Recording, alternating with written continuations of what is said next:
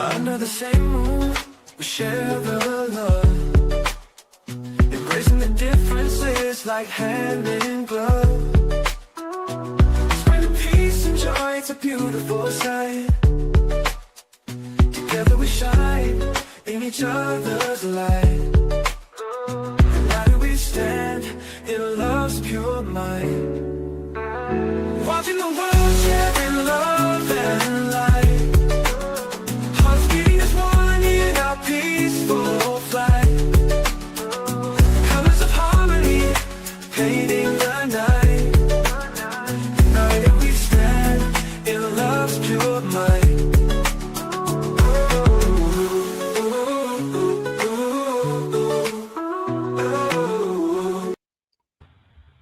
Good evening, everyone, and welcome in. This is Watching the World, and tonight's show matters. In fact, tonight, we start with the people who hold the healthcare system together with their bare hands. Yes, the New York City nurses. These are not political operatives. These are not agitators. These are professionals who show up every day during the pandemics, during staffing shortages, during impossible conditions. And tonight, they are on strike because they've reached their breaking point. What can we do to show them some support? Well, tonight we're going to figure that out. They are striking for safe staffing ratios. They are striking for fair contracts. They are striking because patient care is the prime thing. Yes, these nurses speak out and the country should listen. The other day I was at the hospital and I showed you the video of the nurses out there in the freezing cold because they want to be heard, they want change, they want contracts. Many times, all the big money goes to those that sit at the top, but the people who are by the bedside taking care of the patients get overlooked. Well, tonight we're here to support them dearly. We're going to show them, we're going to help them get a bigger audience so that they can get those contracts signed. Also, we're going to talk about what's happening in Minnesota. We have so much happening with Donald Trump around the world. But tonight we have a special guest, a guest that's the most requested on the Watching the World channel. She goes by the name of Mama Flips. In fact, we're going to invite her in at this time. Yes, indeed, Mama Flips. Hi, how are you?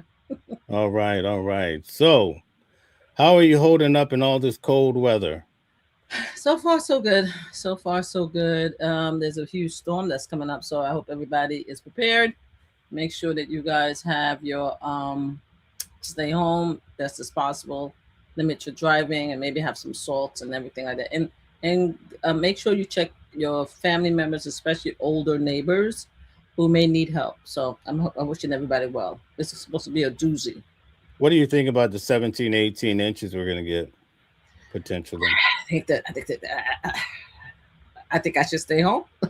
It's not gonna work. I mean, it's gonna be crazy. This is going to actually be a big opportunity to see what the city is going to do. I normally do not talk about the administration because of the fact that I have to be careful. But they normally every administration have a challenge, and this is going to be the challenge for the new city administration because everybody's going to be watching and see what happens. And they always blame the administration when something bad happens when it comes to weather. So we're going to see what happens. So yeah. Yeah, wow. What do you think in regards to Donald Trump? It seems that he's traveling all over the place. We see all these grand changes. How do you think he's able to accomplish so much during this presidency? What I'm hearing is that just trying, it's just to accomplish so much. I think you just say words to just trigger me in my poor PTSD heart. I think he just do it to a purpose. What exactly if he's accomplishing when he's actually getting confused between Iceland and Greenland? Greenland. What exactly is he accomplishing? Can somebody tell me, please? Why is he going out there?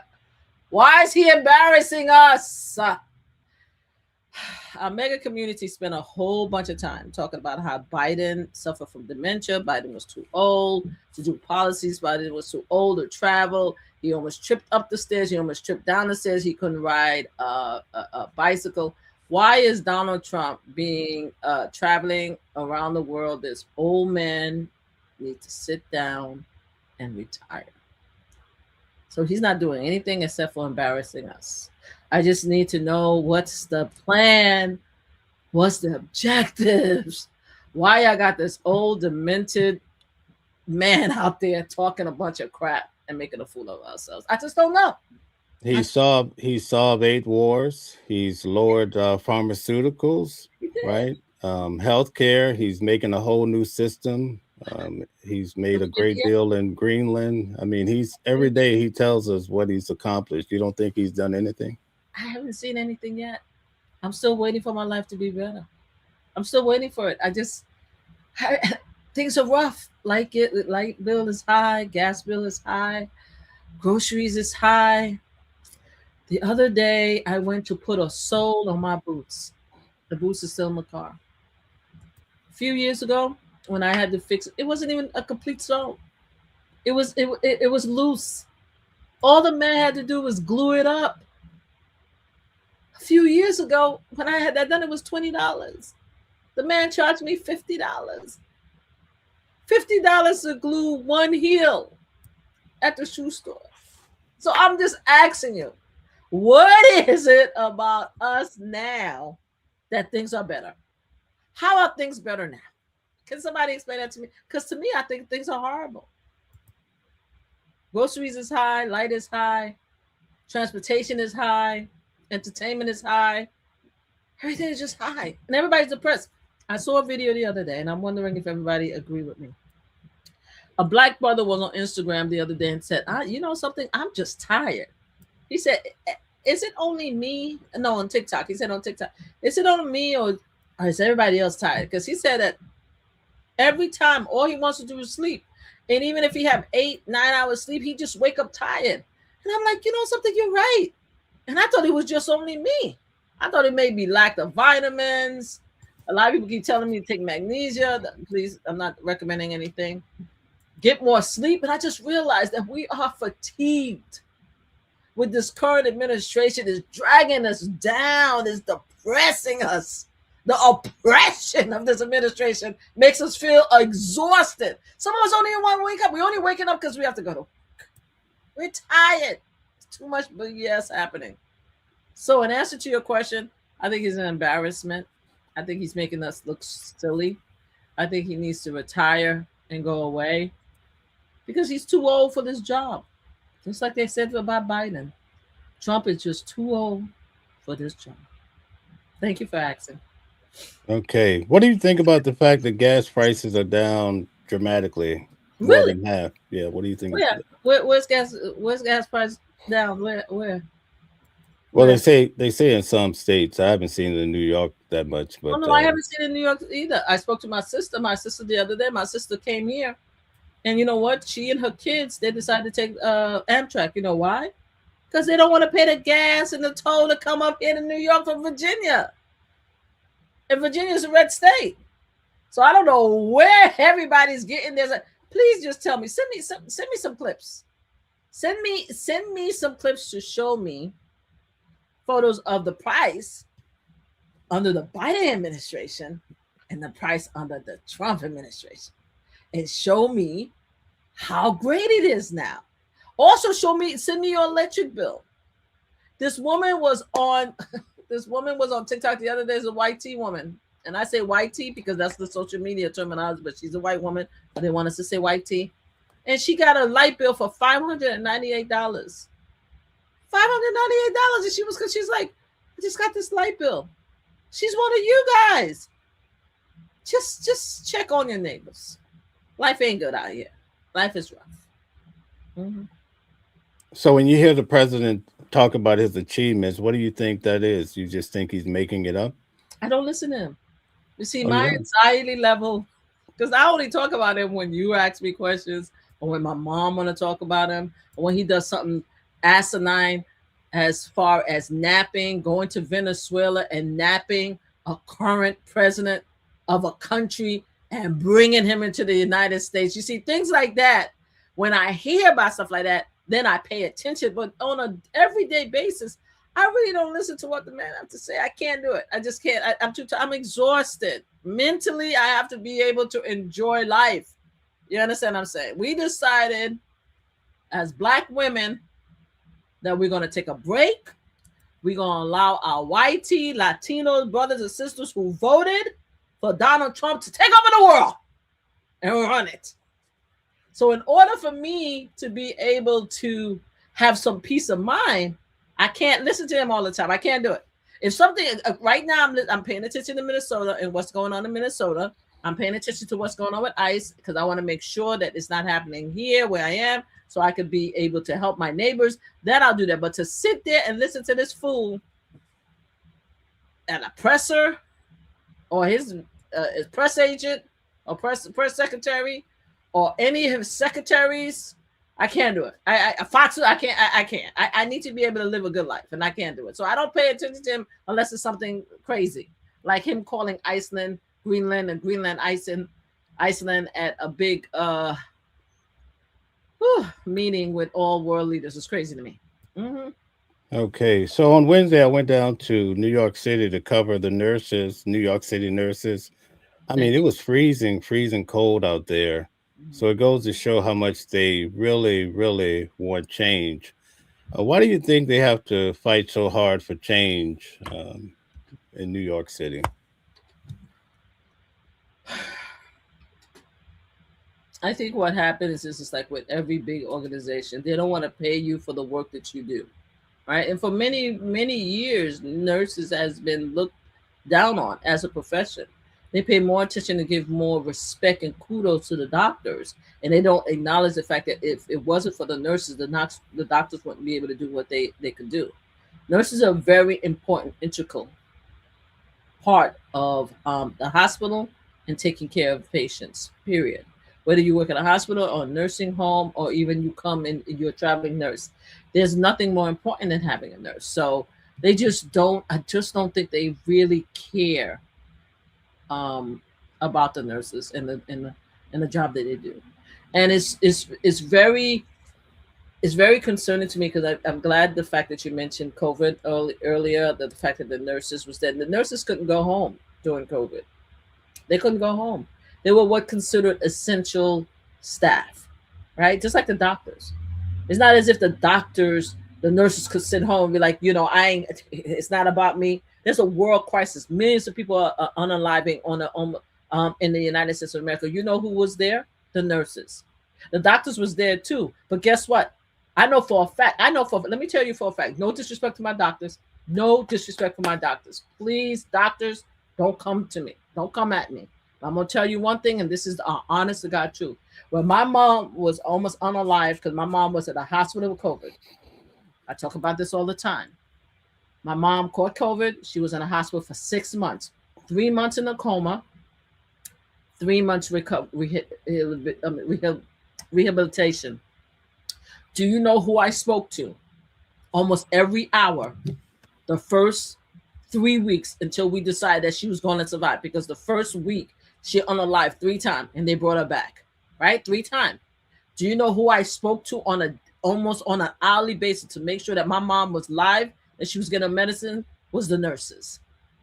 They're the one with the masses that was in the room with her. They're the one that picked up my calls. They're the one that did the FaceTime. It was the nurses, not the doctors. The doctors helped. The doctors was the one that was able to tell me what medication she needs and stuff like that. But it was the nurses that kept me updated with her blood work, that told me about everything that happened to her.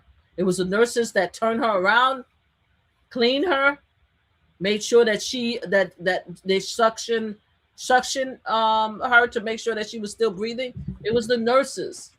The doctors, yes, they saved lives, but especially during COVID. And I find it just so challenging that we are currently 6 years out of COVID, right? Because COVID was in 2020, and everybody seemed to forget how important nurses were during COVID, how many lives they saved, how they put themselves in dangers. I have a friend, and is a friend of my of my close friend Yona. I was looking for her name because her story is out there, and I might bring up her story If I could find her name, but I can't find it right now. I wish we had talked about it, I would have found her information because I want to bless her. She was working at a hospital doing after COVID. It was like around right after COVID, right before COVID was a crisis. It was around March, and she was working at the hospital, and one of her patients had COVID. Now she got sick, right, and she went home. She unfortunately gave COVID to her sister, and her sister is no longer with us. Okay. She was directly able to connect how her sister unalived due to COVID because she is the one that got sick. She's the one that had the fever. Her sister was with her, lived in her house. Her sister ended up having the fever. Her sister ended up at the hospital. And the reason why I met her is because my friend and my one of my best friend, Yona, that's her friend, and they connected, and me and her was sharing stories and sharing our family members' diagnosis almost on a daily basis. And we were talking to each other at 6 o'clock in the morning, at 1 o'clock in the afternoon, at 9 o'clock. Now we were talking to each other 3 times a day to give out us each other, to encourage us with our family members, right? And her sister woke up before my mom woke up, and we thought that her sister was going to live. But unfortunately, her sister had a relapse and she ended up unalive, and she will never, never be able to live that down. And what happened? She was a nurse. And guess what? She had to continue go to work after her sister got COVID, after her sister was in the hospital, after her sister had was in a coma, right? And she continued to have to go to the hospital after her sister unalived. I think after that she retired, but this is what our nurse had to do. And that's just COVID. And that's just COVID.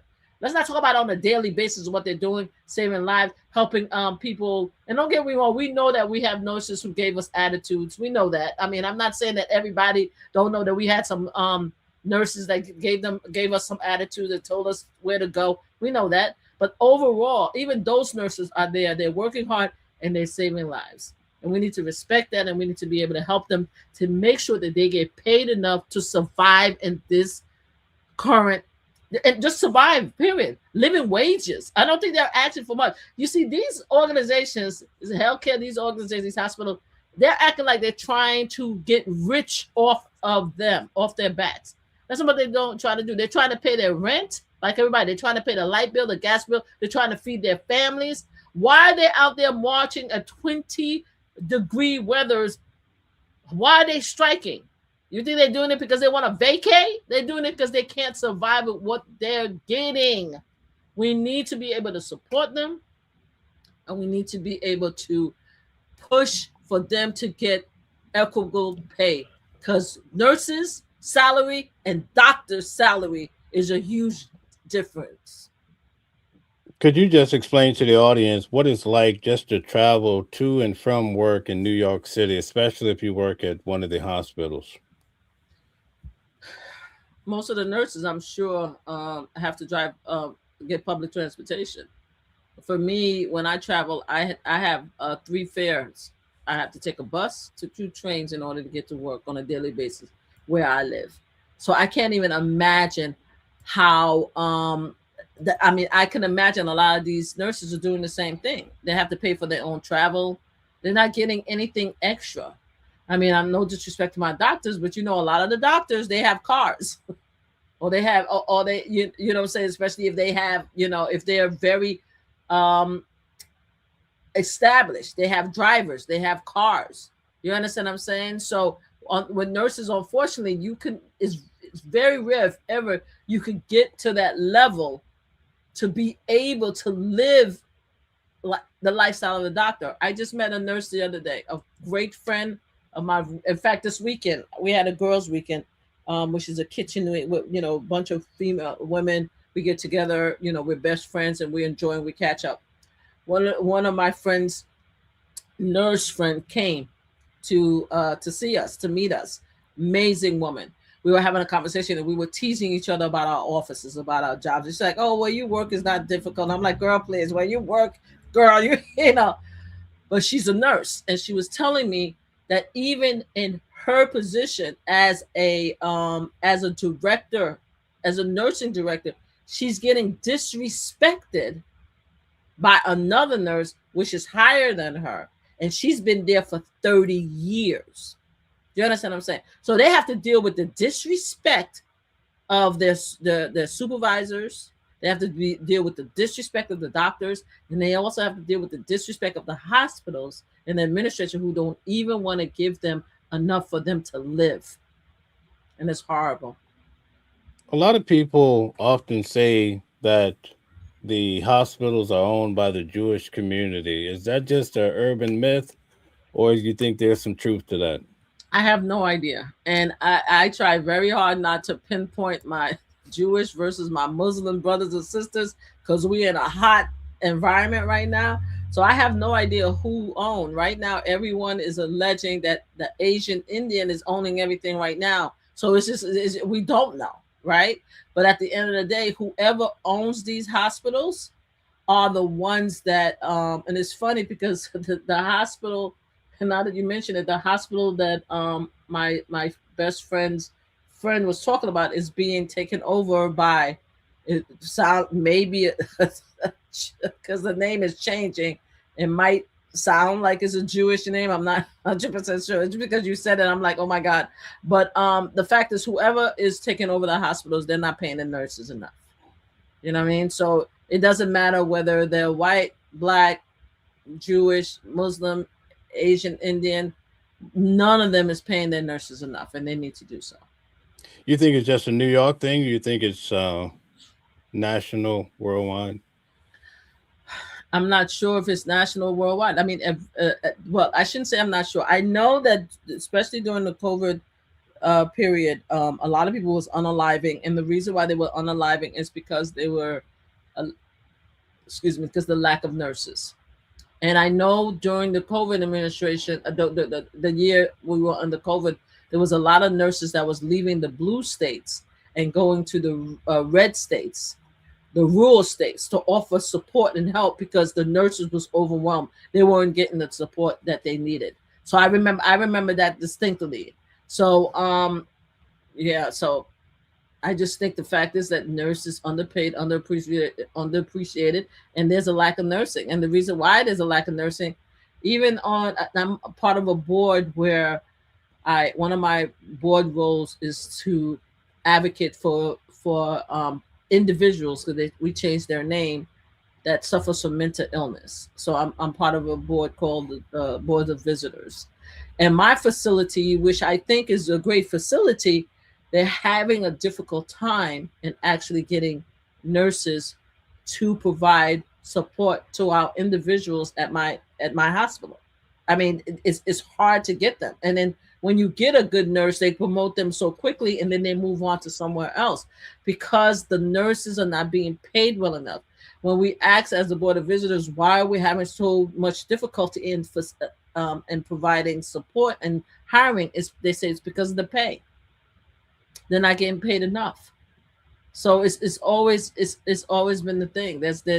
They need to be able to realize that nurses are people, nurses have families, nurse needs to live, right? They need to live a good, not even the best life. They need to live a good enough life so they could be able to do their job. They need to realize and put in the money, the effort, and the appreciation in nurses. They need to just make nurses, I don't want to put the BLM wording because it makes me crazy when other people do it, but they need to make sure that the nurses are compensated and appreciated for the work that they do, and respect. I know a doctor that charged $243,000 just for a back surgery, spine surgery. So do you think it's a shortage of money, or it's just a decision not to pay them well? I think it's just a decision. Now, I'm sure the hospital administration will disagree with me, because they're also going to talk about healthcare, right? Because the thing that I hear, because I get denied, I'm supposed to have a procedure, and I got denied for a procedure 3 times, and they refuse to approve the procedure because the procedure is too much money, right? Because healthcare won't pay for it, right? So you have the administration, you have healthcare, right? And then you have the patient, and you have the discrepancy with the insurance, right? In the meantime, when they're fighting about all these nickel and diming each other, right? For medication, for operation, for the light, the gas bill. They shortening they're undercutting the salary of the people that, in their opinion, doesn't mean as much, right? In their opinion, nurses doesn't mean is not as important as doctors. They could come and go. That's in their opinion. This is why they are fighting and nickel and diming all around, but they're willing to invest more on the doctors than they are on the nurses. Yeah, it's sad. It's a sad case because in many cases, the nurses might be the last person that people see when they leave this world, right? Then they're the first person that they see, and they're the last person that they see. And that's the way it is, because the doctors, again, no disrespect, doctors, please don't come at me, because I know you guys are important. You do the procedures, you have the liability, you have the lives of people in your hands, you hold a heart in your hand. I understand all that. I'm just saying, next to you, as you holding that heart, is the nurse that's holding the equipment that you need to use to save that person. You understand what I'm saying? Nurses are important too. Period. You can't do it without nurses. Okay? And the doctors go home before the nurses do. Okay? The nurses get more hours than the doctors. And the doctors get paid maybe double or triple amount. And that's not fair. The nurses need to be compensated. What would you say to the nurses that are out there fighting for a better change? Keep doing it. I mean, keep doing it. The only way that you're going to get what you need is just keep doing it. I feel, it's scary because I know that if it wasn't for nurses, my mom would not be here. So I understand the need to have nurses in the hospital. But I also understand that after a while, you just have to fight the fight that you need to fight, because they're not going to stop. Like, how many strikes have the nurse done? How many negotiations? How many times they came back to the table after promises after promises? After a while, it just have to be enough is enough. It just have to be enough is enough. You know what I'm saying? So they're just gonna have to continue to fight it. Make sure that they have hand warmers because it's freezing outside. Make sure that you have layers on. You know what I'm saying? So that you could make sure that you don't get yourself sick, and just take times and shifts and everything like that to actually fight. But you're gonna have to continue to fight. I wish it wasn't necessary. I wish that the administrations, meaning the hospital administrations, the corporation that owns the hospitals, I wish they would come to the table and understand what is being asked, and just be able to sit down and really negotiate. Because the hospitals administration is saying, "Oh, we do negotiate with them, but their demands is unreasonable, is unnecessary." Like, what is even that? Like, what is unreasonable? What is unnecessary? Most of the time, when you start looking at the dollar amount, it's only a few dollars difference. You understand what I'm saying? And they want to stand on principle, and they want to bring in like traveling nurses from other states and stuff like that. And they want to say that it's not going to impact their hospital. They want to say that, in everything that they're saying, and they're saying that these nurses don't matter, right? So at the end of the day, they're losing, meaning not the nurses, the administration, because eventually all the great nurses that you could have is just going to move on. And that's it. So that's how they need to continue to fight and get all right. I just want to show a snippet from what I documented the other day before we move on to the next subject.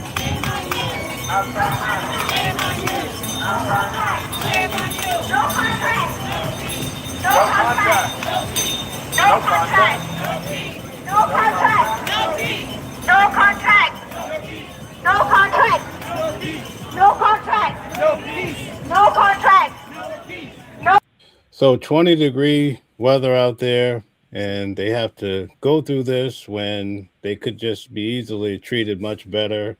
It's not like a deficit of money, I could only imagine, right?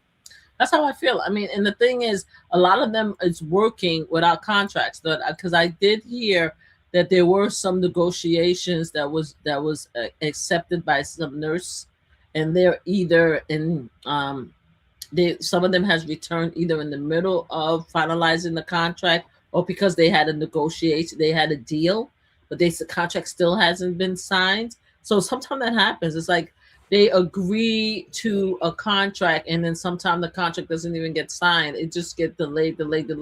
So there's that situation too. But yeah, they or out interferes here with or attempts and fighting.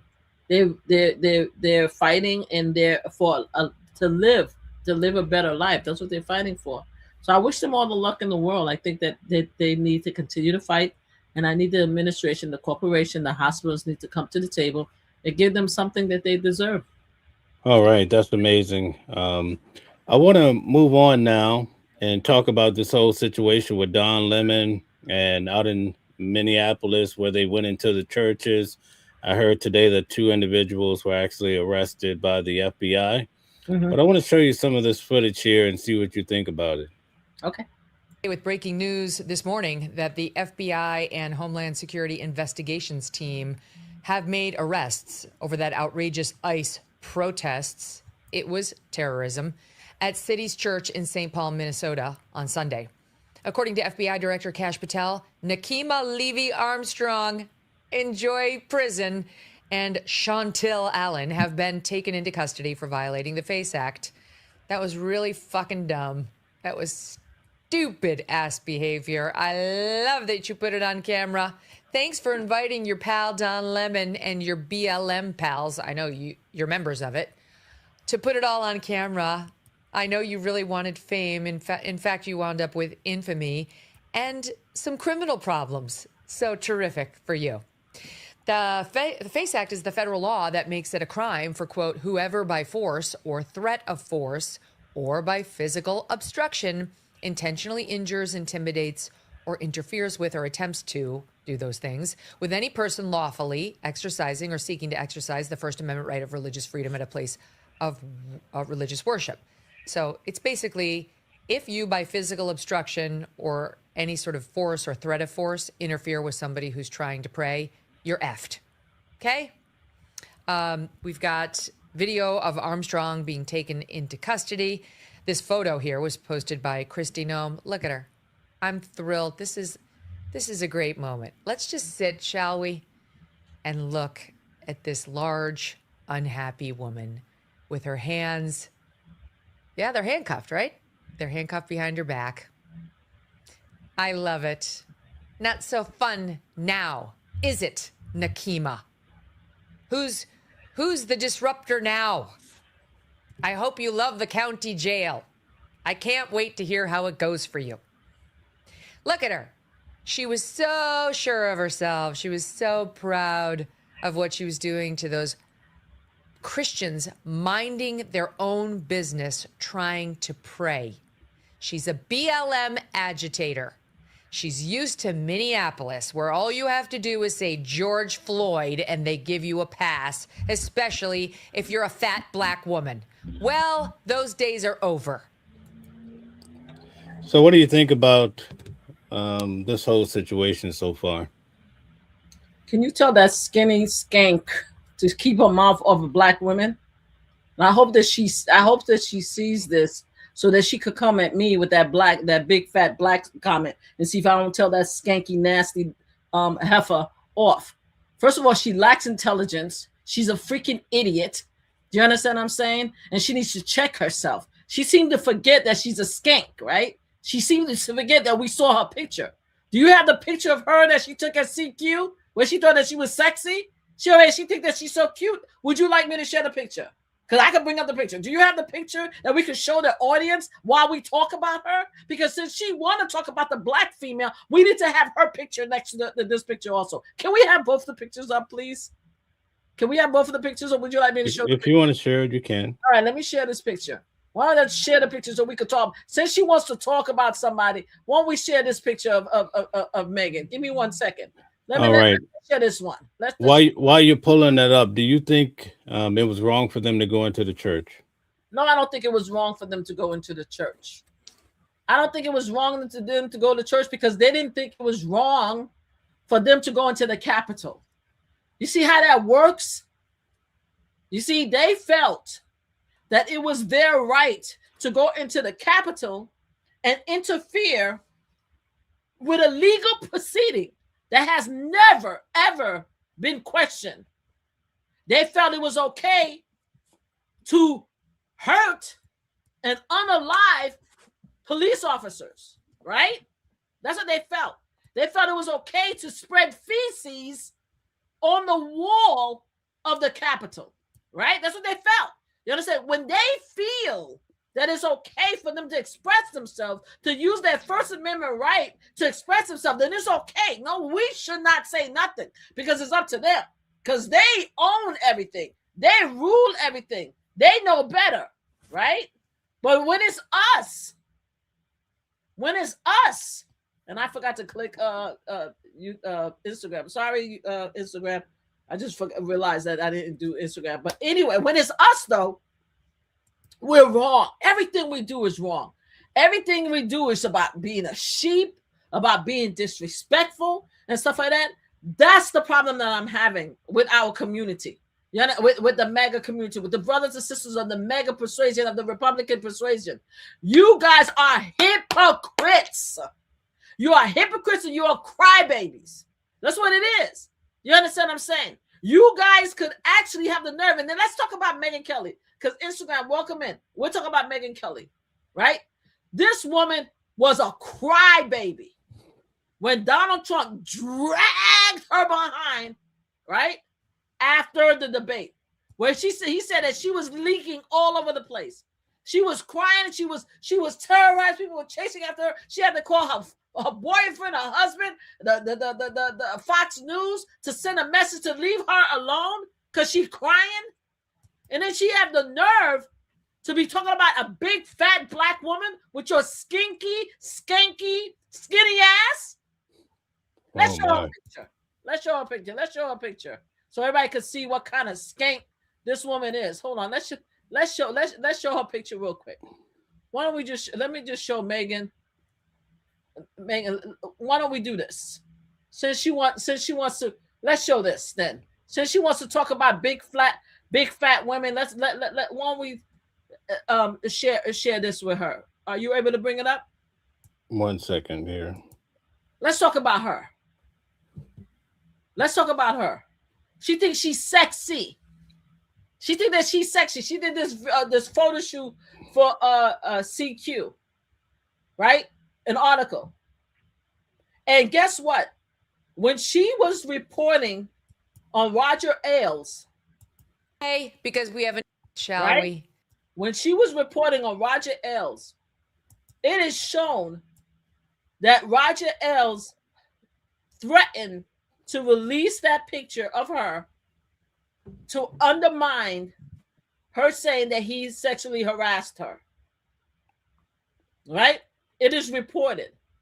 Now, we're supposed to respect her, right? Because we as women, we're supposed to respect her and not share this picture and not make fun of her, right? Because now she's conservative. Now she's covered up. Now she's doing God's work. But yet she could open her skanky mouth and talk about a black woman who's fighting for rights for others, who's fighting for people who is being unjustly hurt by the Trump ICE administration, who's actually doing something with their life to save life, not sitting behind a chair talking shit and getting paid because your white ass did a bunch of stuff to get that seat. Because we don't know what you did. A lot of people say that would be wrong in saying it, but we don't know. We do know that she was at Fox News when a lot of these women was being sexually harassed and raped, allegedly, because Roger L. will say that I never did that, so we got to put his side of it. He said I never sexually harassed anybody, I never raped anybody. He said that, so we got to say that. So we just reporting it from the women, and if we believe women, this fool was quiet until she stopped being quiet. Right? She took a while to come out and defend the women. But now after she came out, now all of a sudden she's supposed to be an epitome of a womanhood. Now, some people in the audience are saying deal with the church issue. Johnny says deal with the church issue, stop spending out. So what do you think about No, I'm not actual. dealing with the church because she's not dealing with this church issue. Why don't you go to Megyn Kelly and tell Megyn Kelly to deal with the church issue and not calling a black woman a big fat black woman? Why don't we do that? Because if she's going to go there, then I'm gonna go there too. You see, this is why you guys are crying, because you don't like it when a black woman tell you how a TI is. You guys are so clutching your pearls, like, oh, how dare she? Oh, she shouldn't talk about Megyn. She shouldn't talk about her body, her skanky, nasty picture. She should talk about the issues. Then tell that big fat skank to stop talking about us black women, and we won't talk about her. It's plain and simple. Because I could be professional and talk about her issues. If she keep her mouth off of us, then we will be fine. So you go talk to her. And once you talk to her and get her to change her ways, then I'll change my ways. Okay, all right. Let's play some more. The journalism thing, that's wrong. He committed a crime too. I'm just saying he's at least got another excuse for being there that he could try to use to prey upon the sympathies of a jury. She's got no excuse, none. What was her role? Nikema Levy Armstrong. Well, Don Lemon was happy to tell us all at the start of his 6-hour live stream on Sunday. Watch. Speaking to an organization there that's gearing up for resistance and protest.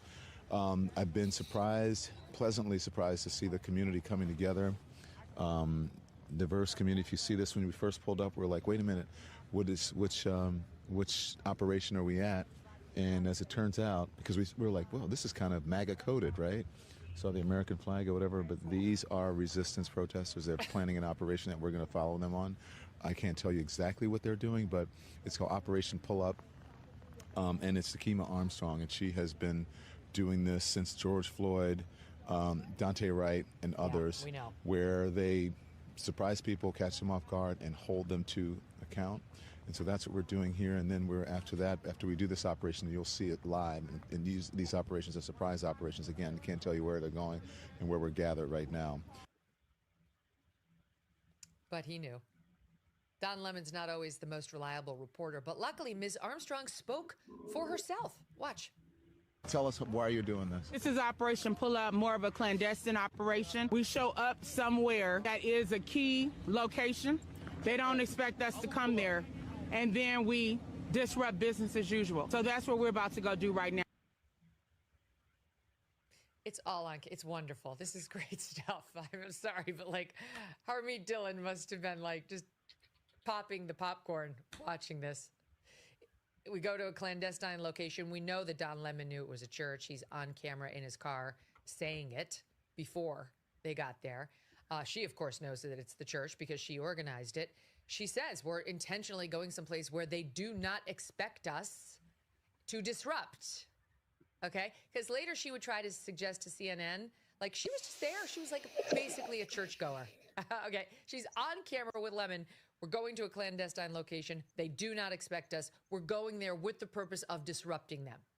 Now, if you were an anchor at CNN and you had an interview with this lady, do you think you might confront her with those facts? Especially if she tried to lie about them on your national program? In the intro to this woman's segment, apparently Aaron Burnett.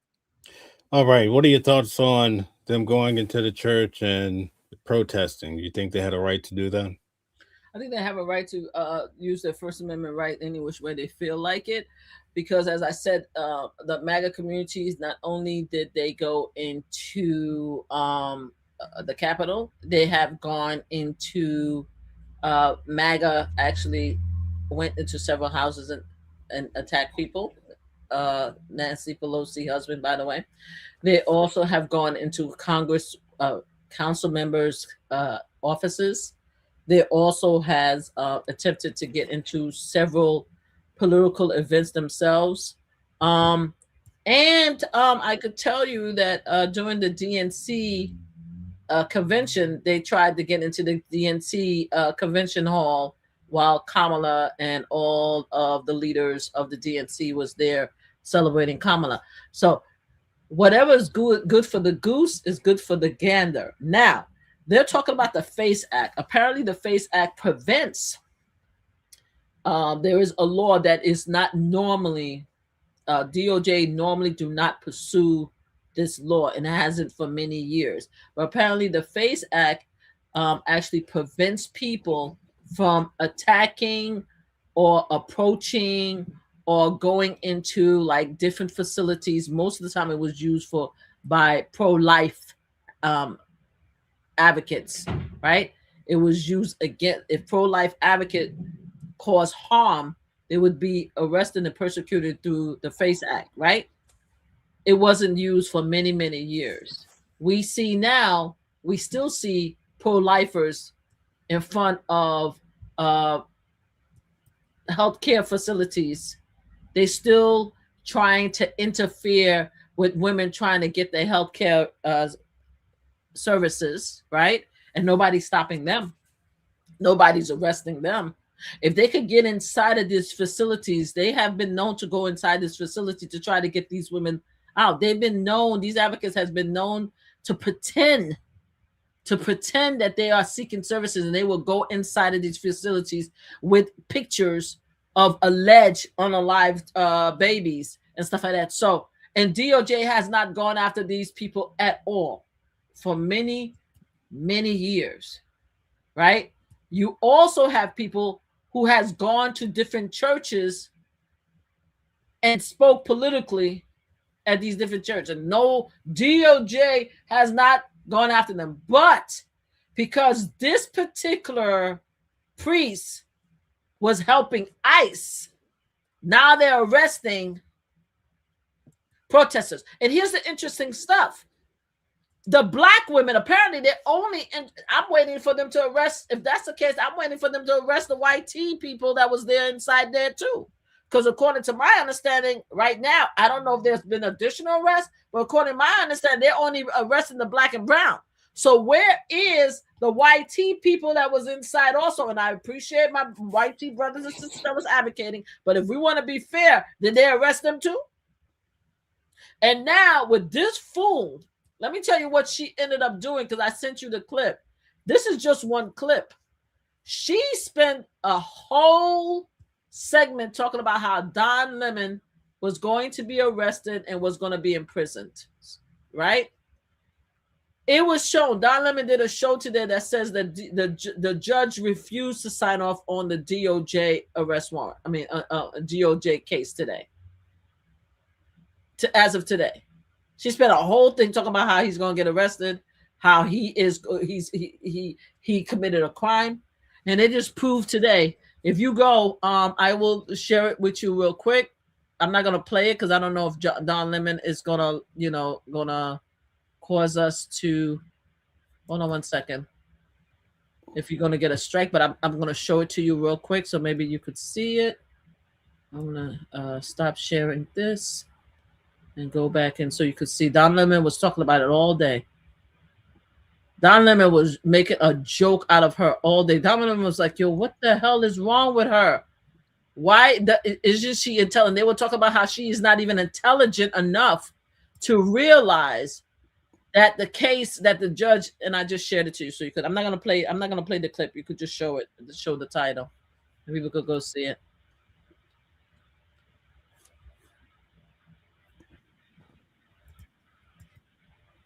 I don't know if anybody could see it. I know you can. You must have to. You might have to hide us because I don't think they could see the title.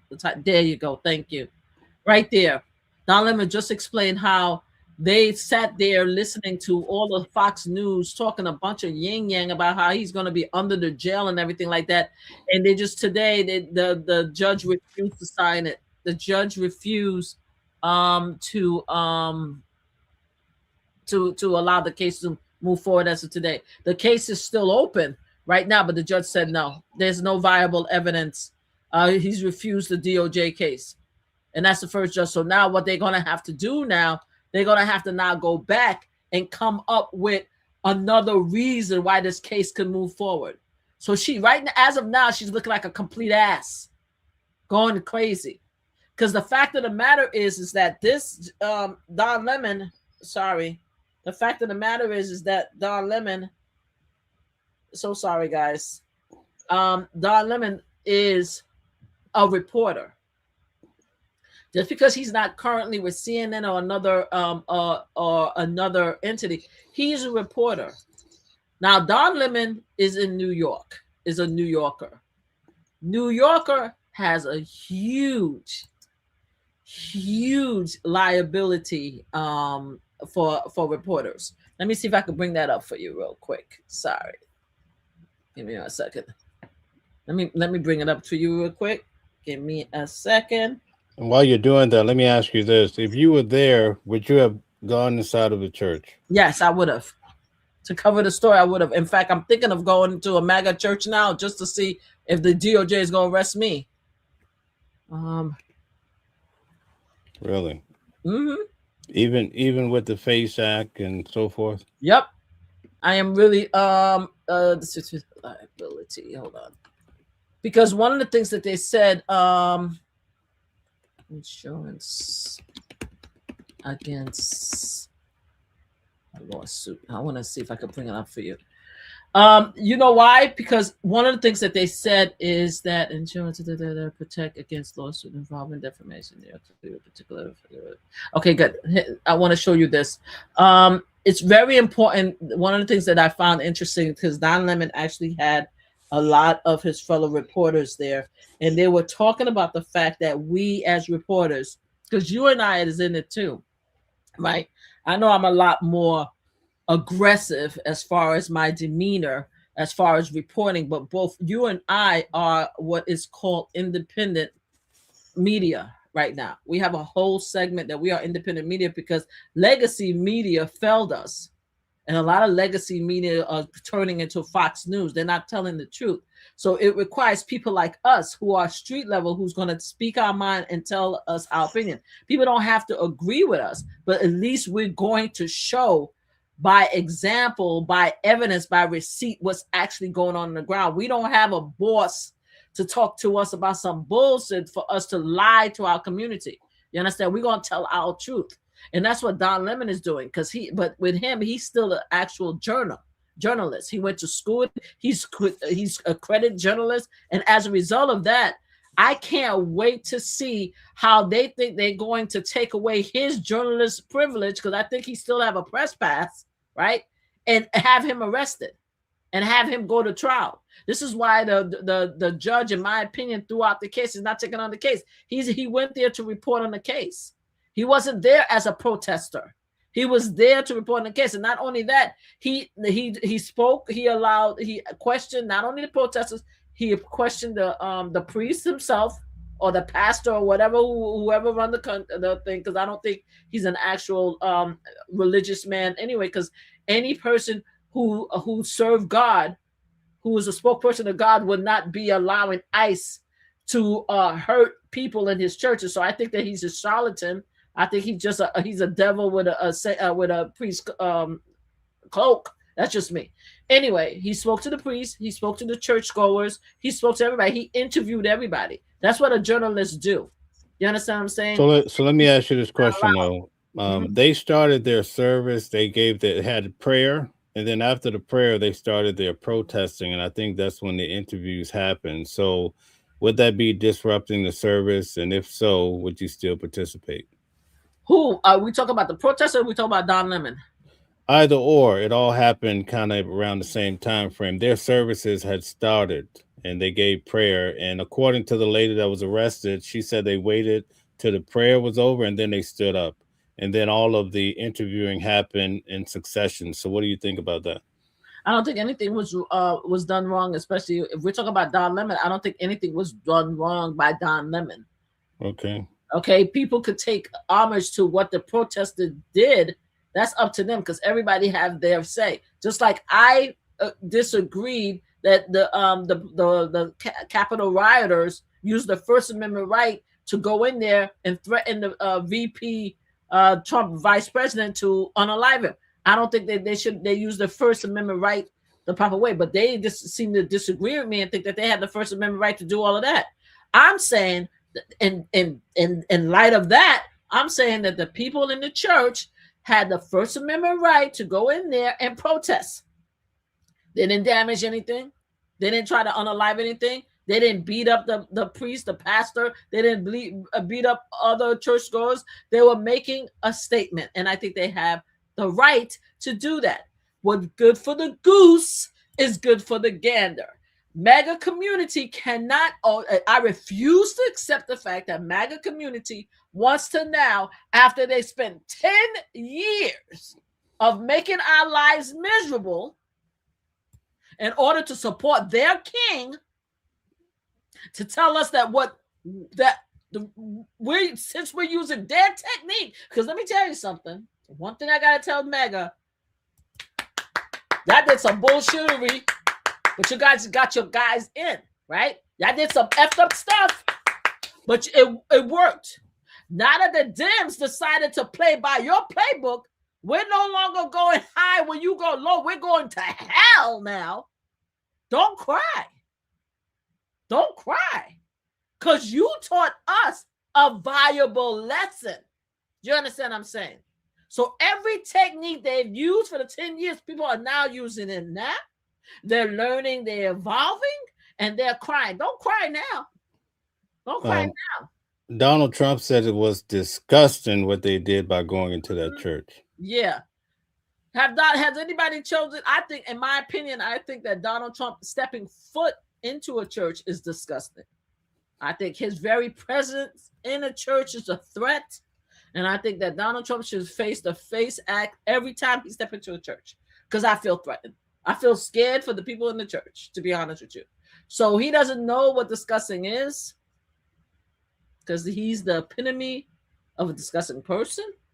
So he probably doesn't even know what it means. I don't think he could really define it, to be honest with you. So I'm not going to pay attention to what he has to say when it comes to that. Do you think it's a contradiction that he said that about the church after January the 6th happened and he pretty much pardoned those individuals?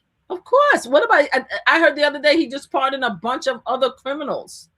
That's what I'm saying. The hypocrisy is just glaring. I just don't understand how people could actually look at him and take him seriously, or look at themselves and take each other seriously. We could see you. We could actually see and hear you. We see what you're doing. You're saying that you could do it because you think you're better than the rest of us, but we can't do it. What we're telling you, we're not only going to do it, we're going to do it better. We're going to do it best. And one of the things I did say about the 2 arrests, these people are going to have to find 12. If they go into court, I don't even know if the judge is going to take the case. I hope the judge dropped the case, just like the judge dropped the case for Don Lemon. But let's just say they move forward with the case. I can't wait to see how they're going to pick 12 jurors from Minnesota after they unalived Renee Nicole Good live on Minneapolis Street. I can't wait for them to pick 12 jurors that's going to put these women in jail. I can't wait. They're going to have to create a miracle. You might as well just start signing up, moving them to Florida, move the location of the hearing, because I can't see it. I can't see they're going to get 12 jurors. It might be hung juror, and that's it. So let them do what they're going to do. And also, somebody needs to do a GoFundMe. I don't know the family. Let's do a GoFundMe for them so we could donate, since they want to raise over $1 million for that fool, that unalived Renee Nicole, the fool veteran, that unalived Renee Nicole Good.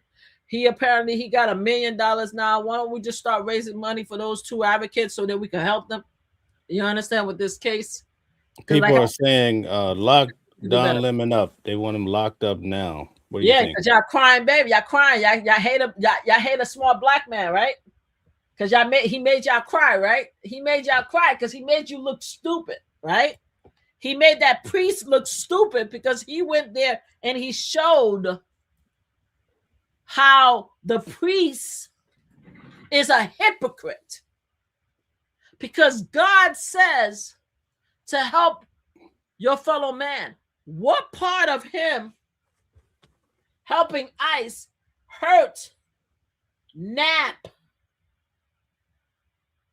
punch, kick, gas American citizens in his community is helping the fellow man? What part of that? Right? What part of that? So y'all just hate. Y'all hate pastor. I don't care. Pastor, priest, he's the devil.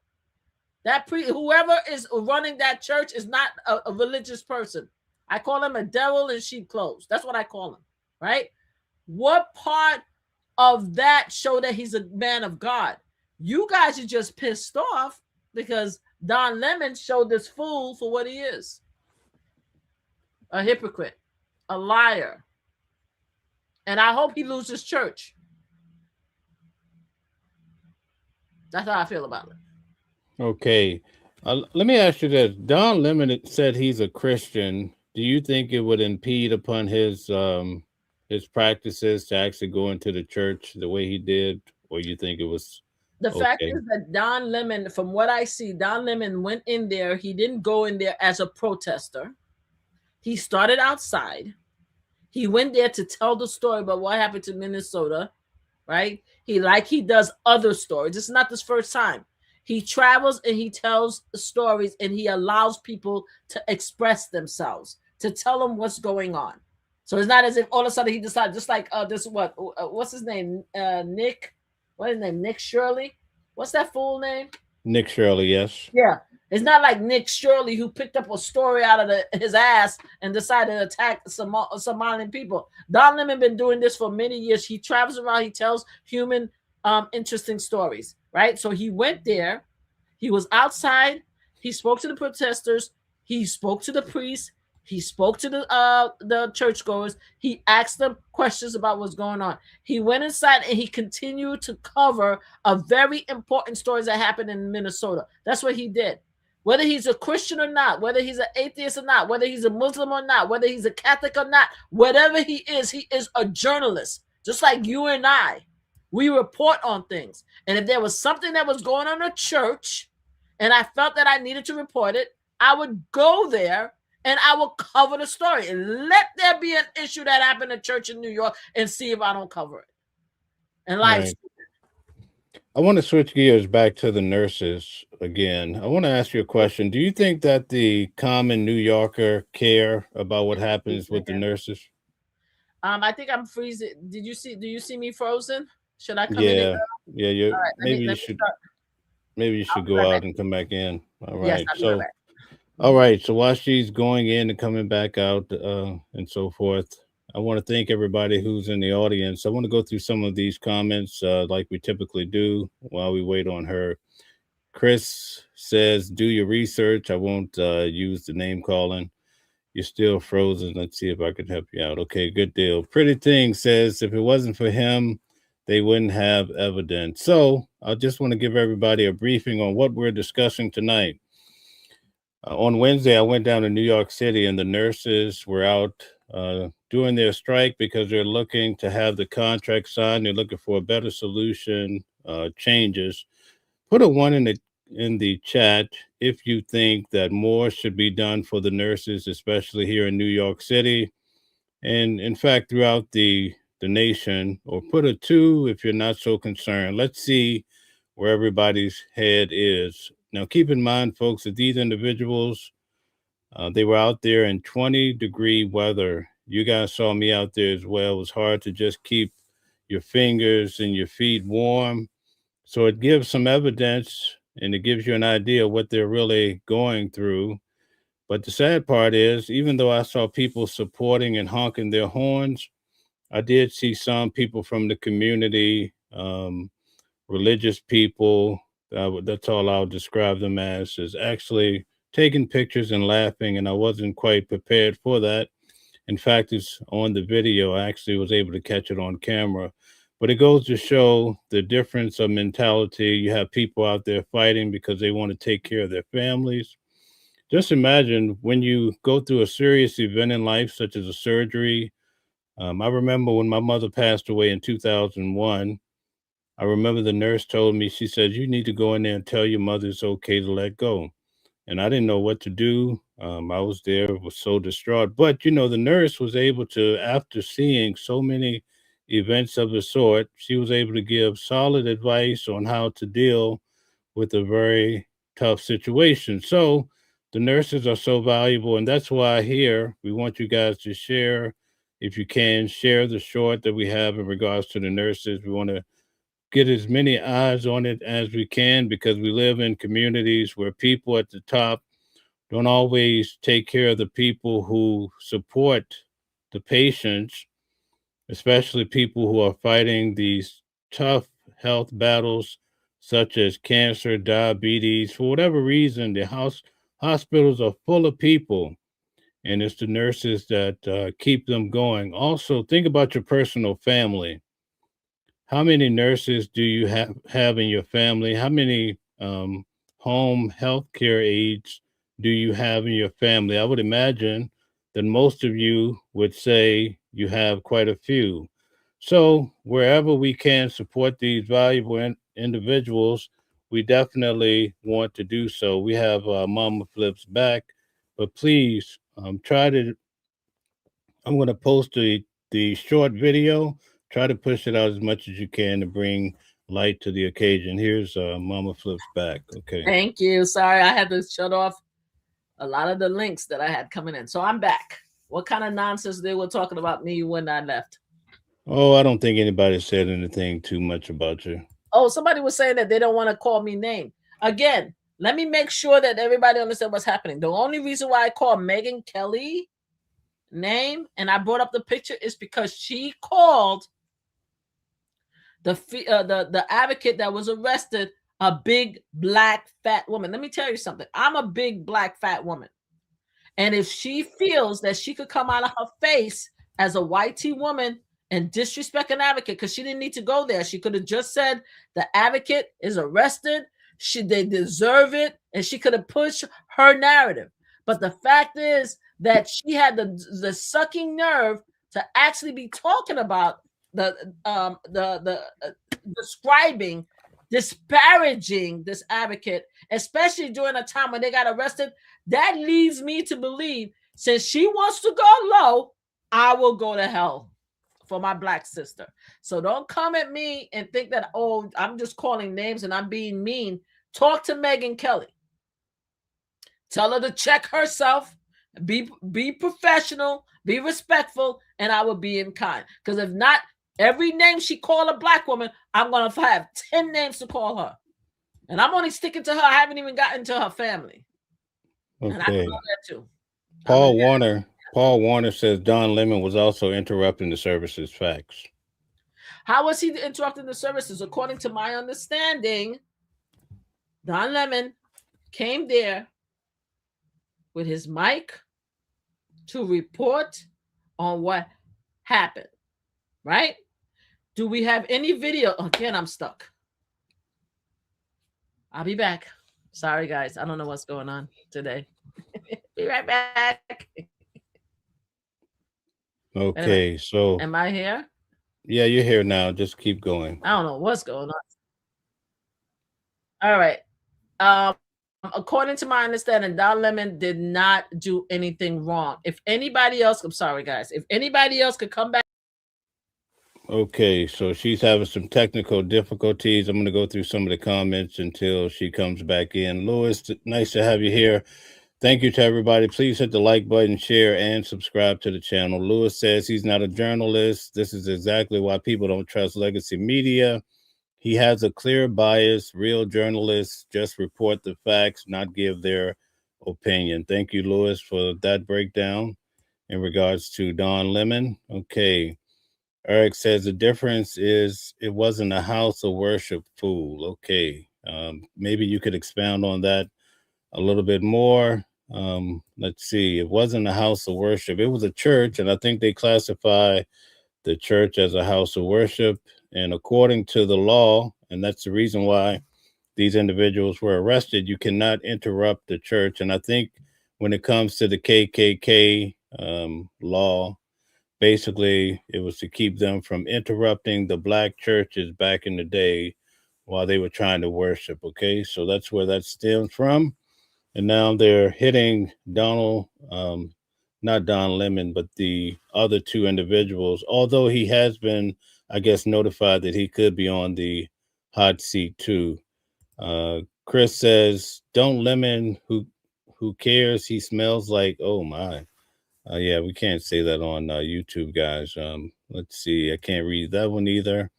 We have a tough crowd tonight. A lot of vulgar language. Mike says Don should be locked up for doing that to that church. Okay, a lot of people feel that way, and I think under Donald Trump, he's going to try to make an example out of Don Lemon or anyone else. So I don't think Don Lemon is out of the woods as of yet, but we'll see what happens. Johnny Boy says they walked in and didn't pray, started shouting, and white guy screaming at churchgoers. She lied. Okay. From what I understand, I believe they finished the prayer, and that's when they stood up and started protesting. Or what they're trying to say now is they're maybe not protesting or worshiping too. It's really confusing. I guess when the feds come, everybody tend to change their story. But I don't think I'll ask you guys in the audience, put a one in the chat if you would have entered the church, whether it was protesting or trying to cover a story or just to be nosy. Put a one in the chat. Put a two if you would never do such a thing. Let's see what everybody's saying. Chris says the channel.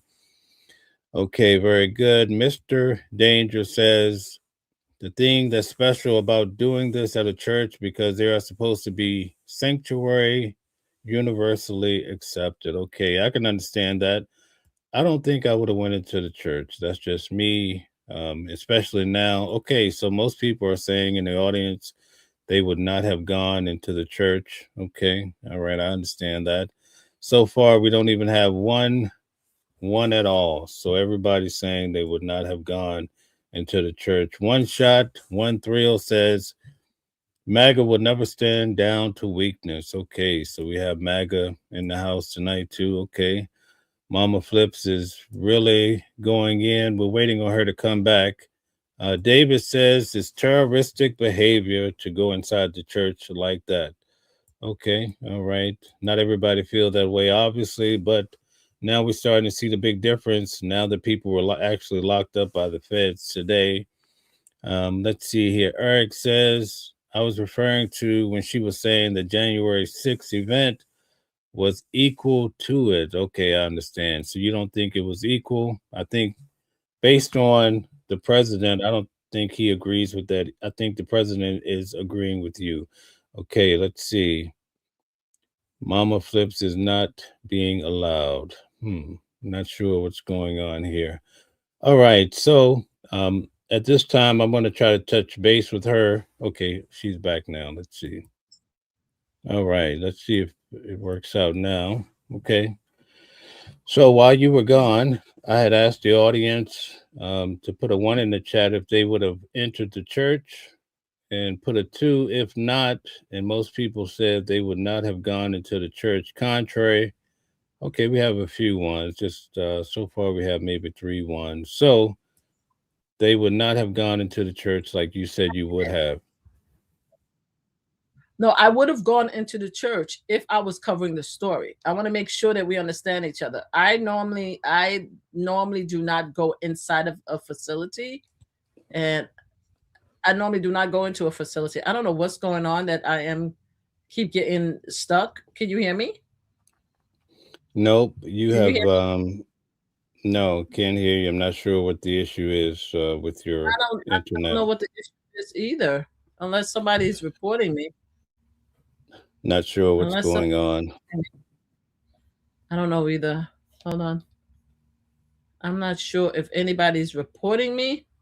Can you hear me? Yeah, we hear you okay. We just don't see you. It's more of an internet thing. You wouldn't be able to keep talking if somebody had have done that. So just go ahead and you can keep your camera off if you want to. It's okay. Yeah, let's keep the camera off for a minute until we have this discussion. Sorry about that, everybody. You guys know what I look like. I'll keep trying to bring it back up. I'm not sure what's going on.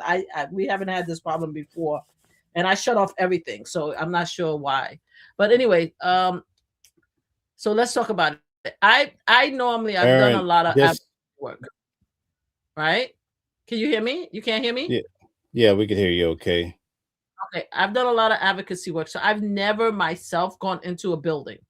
Okay, I'm saying as a reporter, if I'm reporting on something, right, and the story is inside a church, I would go in as a reporter to cover the story inside a church. Now, I am talking about Don Lemon. Now, I'm also the reason why I mentioned the protesters have a right to go in there and cover the story if that's what they choose to do, and they just like FAFO, right? F around and find out. They wanted to do this, just like a lot of people who wanted to fight the health care, the disruption of healthcare. A lot of people went into the council's office, the Senate office. They went into the Capitol building and they got arrested. Do you understand what I'm saying? People make decisions when they want to fight a battle, right? So I'm saying that they have the First Amendment right to protest. That's including going into a church. Now they have, just like as I said, pro-lifers will go into a health facility. They'll go in there even though the FACE Act is still there, right? And they get arrested. Most of the time they don't get arrested because DOJ doesn't go after pro-lifers who's actually going to these facilities to harass women the same way as the Trump administration is going after these people who went into the church, right? So that's one point. They do have a right to protest wherever they need to protest as long as it's peaceful and they're not damaging anything, even if include interrupting a church. They have to go. Now they have to go to court, but they still have the right. As far as Don Lemon, I'm talking about Don Lemon because she, meaning this fool, Megyn Kelly, made it a point of harassing Don Lemon today. And I'm saying to her that she is known for being a most disrespectful journalist, where she interrupts, she has disgusting behavior, right?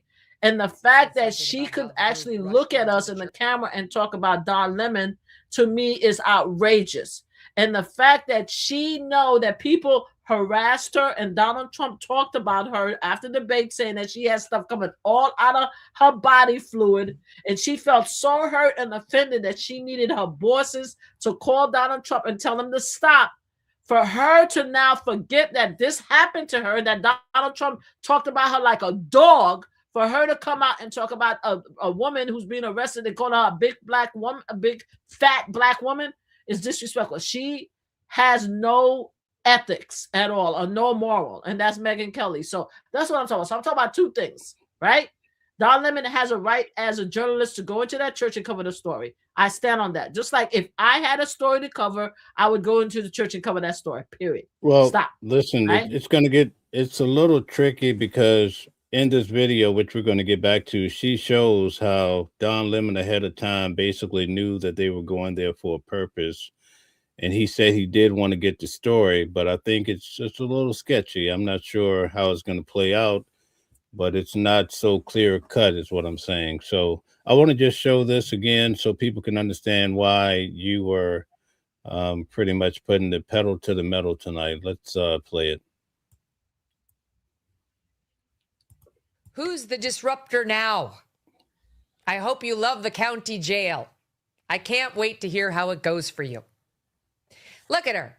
She was so sure of herself. She was so proud of what she was doing to those Christians minding their own business, trying to pray. She's a BLM agitator. She's used to Minneapolis, where all you have to do is say George Floyd and they give you a pass, especially if you're a fat black woman. Well, those days are over, okay? Because we have a new sheriff in town.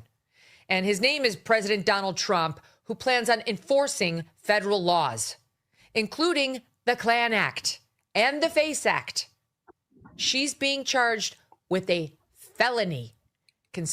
So this is the reason why Mama Flips turned it up a notch. Okay, I'll let you explain yourself.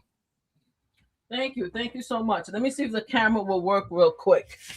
You know, another thing that pissed me off about this fool. Is the camera working? No, I'm still, damn it. I'm trying to see if the camera will work. Is the fact that she is so disrespectful. The fact that she brought up George Floyd in her conversation. There was no reason for this woman to disrespect. Can you hear me? Can you hear me? I can't hear you. Yes, we hear you fine. Go ahead. Thank you. There's no reason why she needed to disrespect George Floyd and her conversation. The woman is just evil. Like there's no she has no redeeming quality. She doesn't have any redeeming quality, and she should be ashamed of herself. She's a disgusting human being, and she needs to dig down low to disrespect somebody to make her point. She doesn't have the intelligence in order to make her point without dragging anybody down. And she doesn't like when people drag her down too. Do you understand what I'm saying? She didn't need to say that, and she said it, and because she said it, and she called this woman a big black woman. Not only that, she actually had the audacity to bring on George Floyd. And did you guys hear the hesitation when she said Christian? Did you hear the hesitation when she said Christian praying? The hesitation that it didn't even flow nicely out of her mouth because she knows that she's a damn hypocrite and she's a liar and she's a snake. You understand what I'm saying? She can't even say it. She can't even say it properly. You understand? So she's a joke. So if she wants to continue to disrespect black women, she wants to disrespect black men, our black men that gets unalived, then we're going to disrespect her too. And that's where I stay on that. But at the end of the day, I think Don Lemon had a right. It was a story. He went there to cover the story, to show what was going on in Minnesota. That's what his job to do. He went there as a journalist, and that's what he ended up doing. And that's it. That's how that's where I stand on that. Okay. Lane Drew says Megyn Kelly is amazing. Lemon was in the car with them, meaning the protesters, before the attack. He has no ground to stand on. What do you think about that?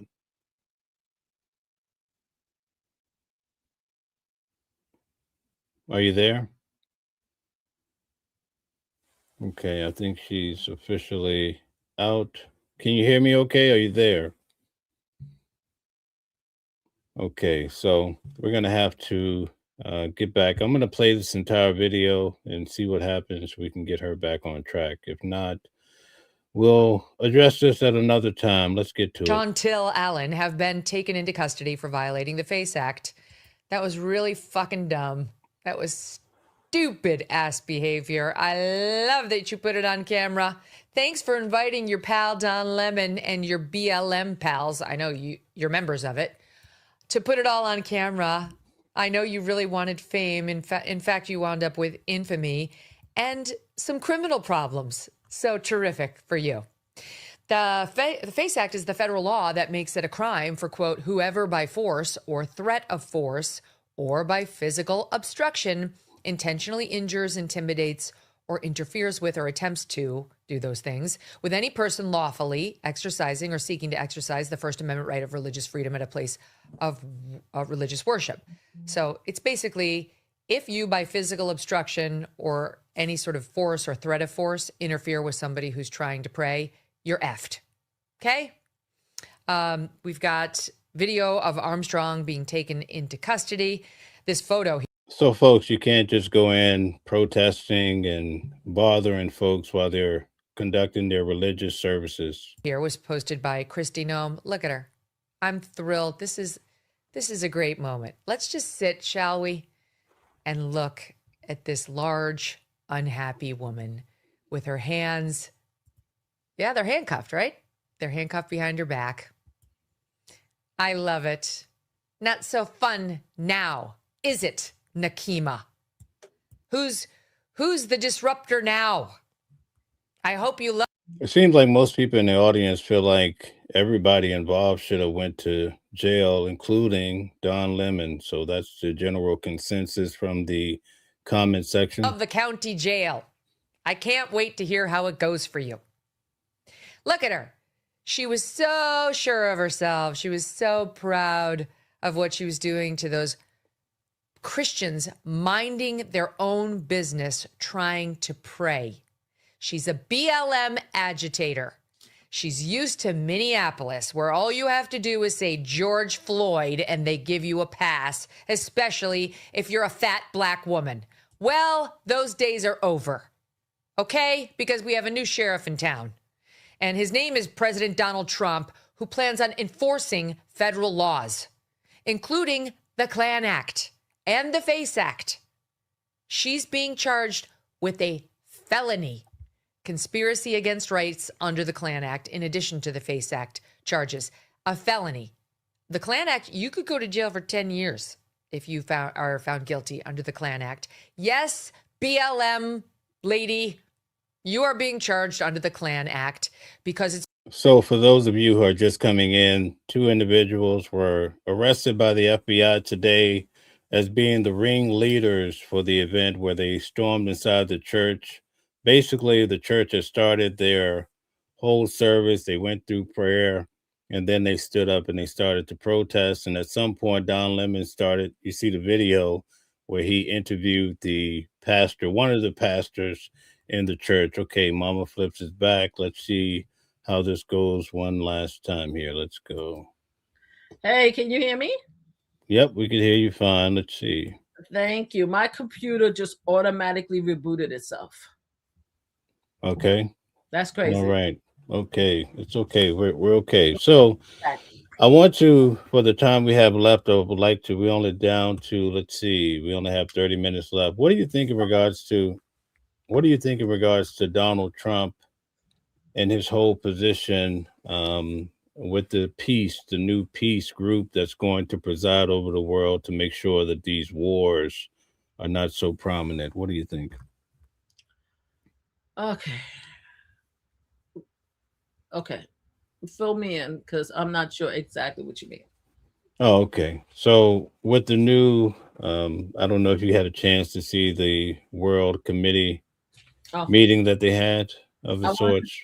I wanted to show you guys this earlier. That's what I brought out. I have a big painting of George Floyd. I want you guys to remember his name. So when Megyn Kelly disrespects our Black men and women, I want you to remember what happened to George Floyd. This is his a photo. Thank you. I'm sorry. I wanted to make sure I brought that out. Go ahead. What were you saying? Yeah. So Donald Trump is trying to bring on world peace more so than the UN. He's trying to bring together world leaders so that they can have peace throughout the world. You know, we have all these wars that were going on. He said he solved at least 8 wars, and now he's looking to eradicate these wars as much as possible going forward. What are your thoughts on that? Is that huge? We currently have 2 massive incidents that's happening. One is in Russia and Ukraine, and the other one is, and I'll name it because I want to make a point, Israel and Gaza. Have he resolved those 2 conflicts yet? No, I don't think so. At least for Russia and Ukraine. Until he resolve those conflicts, then I don't think we should take him at his word or take him seriously that he could do anything about anywhere else in the world, because he doesn't have that power. Also, other world leaders has already shown that they laugh at him behind his back. They don't take him seriously. They think he's an old, demented, foolish person. I know the Danish president has said some very explosive comment about Donald Trump, as well as other leaders. Russia doesn't respect him anymore. His best friend was it South Korea or North Korea? Which one of them? They don't respect him. China's pissed off because he napped the Venezuela president, so China's ticked off. Canada just did a huge deal that used to be in partnership with a trade deal with China that used to be a trade deal with the United States of America. Nobody respects this guy. They want him to go away very, very fast, as well as less than half of the United States of America. And I don't think he's going to be able to do anything. But if he does, I can't wait to see what he does. Yeah, Critical says he stopped 8 wars. A big deal. Wow. I wish he could list the 8 wars. Did he list them like he did Iceland and Greenland? Did he list them? He list the good ones, so he never released. So yeah, we need to stop. That's another thing. We don't want to be Fox News, right? We don't want to be Fox News. We don't want to start sharing misleading information. You know what I mean? Because as far as we're concerned, he hasn't listed the 8 wars. He can't even deal with the conflict that we currently have right now. He can't do it until he could figure out how to negotiate a peace deal between the 2 current crises that we have going on right now. And not create a third war until he could do that, at least at a minimum. Until he do that, I don't want to hear anybody tell me that he has a peace deal in place. Okay. AI Smart City says Putin just donated $1 billion to Trump's peace project. Really? So what are we doing as far as Ukraine and Ukraine and Russia? How that peace deal going? Has it happened? Have we signed a peace deal yet? Has we signed a peace deal? He put $1 billion in the peace deal. Has he signed? It's nice that he put $1 billion. I'm sure the $1 billion is the money that he stole from Alexa as he unalived Alexa in the prison. He probably stole all of Alexa's and all the people that he unalived millions of dollars, and he gave it to Trump. All right, that's probably what he did. And he's stealing the money from his own people while they're starving and cold. That's what he probably did, allegedly. Right. And if he did that, because he could be independently wealthy and be giving Trump his own money. I doubt it, but he could do that. But in the meantime, as he signed this $1 billion peace deal, has he signed a peace treaty with Ukraine? No. Until he does, there's not much we could talk about. Why don't he just do the peace deals that he promised you guys, the MAGA community, who promised us veterans that we will never be involved in no more wars. Remember that, right? Until he keeps the promise to the veterans and the military personnel that he would end the two current situations and not have any wars, then there's not much we need to talk about. We can move on because he hasn't done anything yet. Are you shocked that he even allowed Putin to be involved, being that they still have this ongoing war? I think Putin has blackmail materials on Donald Trump, and I think that Donald Trump been kissing Putin behind for so many years. I can't wait till we get to a period in history where we find out what Putin had on Trump, or Lindsey Graham, and Lindsey Graham, and all of them. I can't wait to find out what it was. Now, it's possible that he loves Putin. You know, Donald Trump likes dictators. I think he has a HO on and I don't want to say the word, but you know, you men know when I say HO what I mean. I think he has a HO for big, strong men, right? He likes that. He wants to be like them. So that's his bestest friends. So yeah, I think I'm not surprised to do anything. I'm actually waiting for this fool to did wait a minute. Did Putin come to the United States into the White House yet? No. Oh, so I'm waiting for him to invite Putin to the United States of America, so he could have dinner at the White House. That's what I'm waiting for. I don't know what he waiting for. Bring Putin to the United States of America. Why not? Why not?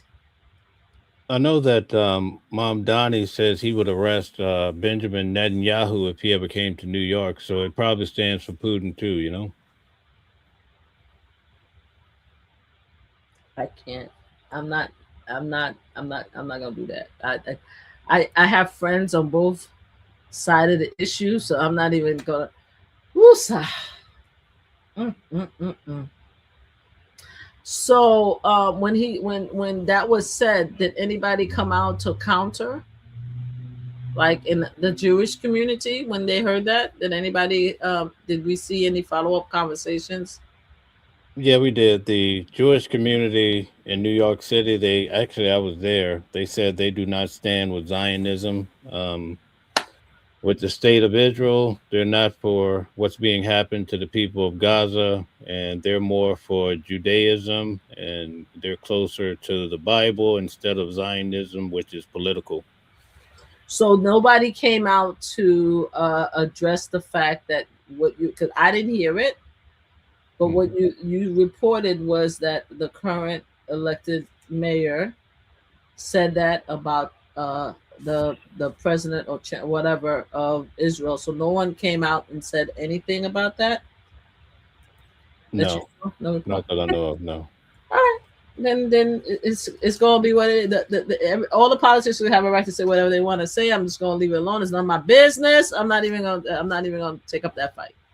I don't think it's going to be an easy task if that happens. Let's just say that. I think there's a lot of people that's going to be very upset about that. Just like there's a lot of people who is very upset that Trump napped the label, and I said label because a lot of people say that he won the president. He didn't win the presidency. A lot of people are very upset that Donald Trump napped Nicholas Mariotto. I forgot his name. Am I pronouncing his name wrong? Benjamin Netanyahu. Nicholas. Oh, Nicholas Shirley. No, not necessarily the president of Venezuela. Oh, Nicolas Maduro. Okay. Maduro. Mm-hmm. A lot of people was upset when he napped Nicolas Maduro and brought him to the United States. So I think a lot of people are going to be upset if the same thing happened with the Netanyahu. But I don't know. Okay. All right. So here's my final question for you tonight. When it comes to the economy, do you think that we're making any progress? No. There's no progress. I mean, have we increased jobs yet? Has the job report come out? Do we have jobs? Because I haven't been paying attention to the stock market. I think the stock market is kind of steady. I haven't seen a massive drop, but the stock market is so low now anyway. I don't think it can get any lower. But as far as the job market, how's the reports coming on? And wasn't he ticked off with the federal chairperson and want to get rid of him and the vice chairperson for being honest about the economy? And I thought Wall Street and Bloomberg and all of them who actually are experts in the economy are not very happy about the economy. So if the experts are not happy with the economy, everyday people understand and know that prices are high and that we can't pay for our groceries and our food and take care of our families and pay for our bills, then I don't see what else I need to bring to this conversation. Like, he's doing a horrible job. He's a horrible person who's doing a horrible job. Now, somebody needs to come to me and show me proof that what's the amazing thing that he's done. Also, where's my $2,000? Has anybody got their $2,000 down yet? Oh, the inflation is down. Wow. I think the president said maybe later in the year. Oh, later in the year? Okay. All right. Can't wait for my $2,000. So the inflation down, did they say, is there any reporting that's saying that the inflation is down? Yeah. Because I know the Fed chairman had a very interesting press conference the other day, and people were not happy about it in his administration. So, hey, what are we gonna do? What are we gonna do? Okay, all right, very good. So we have quite a few of the nurses here. In conclusion, what would you say for them as they try to get their contract signed in regards to the strike? Just continue to fight the good fight. Make sure that you keep yourself warm. Make sure that you have a schedule so you guys could switch off and stuff like that. But continue the good fight, because you're doing it not only for yourselves, but you're doing it for your family and your future generation. I'm so sorry that you guys have to go through this. I wish that that the administration, the hospital, corporate will get together and just give you what you deserve, which is living wages, to be able to live in America. I wish, but at the end of the day, I appreciate everything that you guys do. I see you. I mean, I remember, recognize all the amazing nurses that helped save my mom during the COVID crisis. You guys help, support, and save people every day. Is not for the doctors, and you guys deserve better. So continue the good fight. I hope that they come to the table and you get your contract sooner than later. All right. Can you tell everybody where they can find you? Yes, I am Mama Flip Live. I have 2 channels. I have Mama Flip Live, where I log in here and I talk my piece about everything political and then some. And I also have Mama Flip Slot channel. If you like to watch slot plans and stuff like that, especially if you haters want to see me lose money, please join my slot channel, and you guys could have fun watching me play slots. So that's 2 channels. Yeah. All right. Thank you very much. Nice having you on. We'll see you next week at the same time, 8 p.m. on Thursday, correct? Oh, next week is my birthday. Oh, happy birthday to you. Thank you. So Early birthday. I think the 29th is Thursday. Okay. I will be I love you too. I will be at the casino. I will Mm. try to join. I do want to join you guys on my birthday. Right. So I want to try to join you guys wherever I'm at in my birthday, but just be advised I probably won't be doing unless all hell break loose with Donald Trump or something crazy happen. We probably won't be do an official live, but if you do, I will do my best to join because I will be at the casino with my mom celebrating my birthday. Okay. All right. Everybody's saying happy birthday to you. You're getting a lot of love. Michael says, is that her job playing slots? Actually, Michael, hold on, Michael. This is what you could do. Let me see. I don't want to get stuck again. Let me see something, Michael. Hold on. Let me see something. Okay. Thank you, Gold Digger, for all you do. Your great work tonight. Welcome in to Brian for being such a great moderator on his first night. I find that Brian Cantrell did a great job. Thanks to Stella and Thank everybody you. else that moderated tonight. Okay, I'm gonna share something for Michael. All right, because it's very easy to find me. Let me share something with Michael.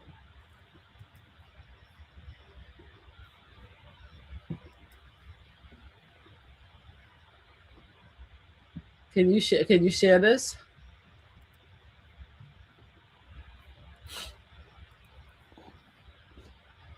Okay, go down. Go ahead. Can you roll down or me? Oh, me. No, you have to do it. All right, Michael, this is me. All right. This is me. This is me receiving awards. This is me advocating. This is me right here. The mayor gave me an award for saving a life on the train station. You see the mayor, former mayor right here. This is me. This is me with Kamala, my vice president, Kamala Harris on this side. I don't know if you guys can see it on the right hand side. This is me with all my advocacy, me traveling, me looking absolutely fabulous and stuff like that. I also wrote a book, Real Women, Real Life, Real Solutions. Maybe you might want to get that. Yeah, and this is me. So I am an advocate. I have a famous son. This is where I live. I'm a survivor. This is my job. I'm a slot player. And that's me. You see, all you have to do is Google me, right? You can see what I do. And that's not even half the stuff that I do, Michael. So, no, playing slots is not my job. I have a very, very, very, very important job. And to some people, I'm very important. However, what I'm doing right now with Mel is my love, right? I love to talk to people and give my opinion. And I also love playing slots. So this is my side gig, as you could say. All right. So, yes, I hope I answered your question, Michael. Thank you, everybody, for the birthday wish. And I want to say it, I try to end it by saying, to my MAGA brothers and sisters, I'm no longer mad at y'all. I'm mad at the man that y'all put in office. But I'm no longer mad at y'all. We're good. Okay? I hope you're good with me because I'm good with you. You guys have a right to say anything y'all want to say. As long as you don't disrespect me, I won't disrespect y'all. Right? But I'm going to tell you on a continuous basis what I think about the guy you put in office, just like you told us since 2015, actually since 2008, how horrible our president was. It's just fair. You guys run the country now. So it's our turn to criticize you guys. You understand what I'm saying? But there's no hate. We're good. We're all one big dysfunctional family.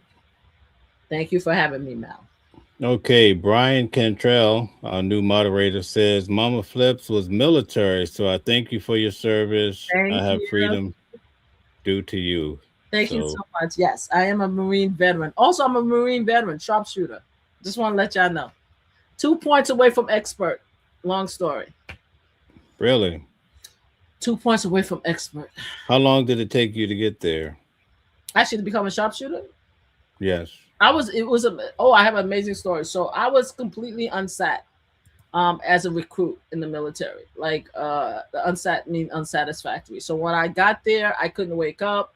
My drill instructor had to push me out of bed and had to keep yelling at me to get up because I always used to oversleep.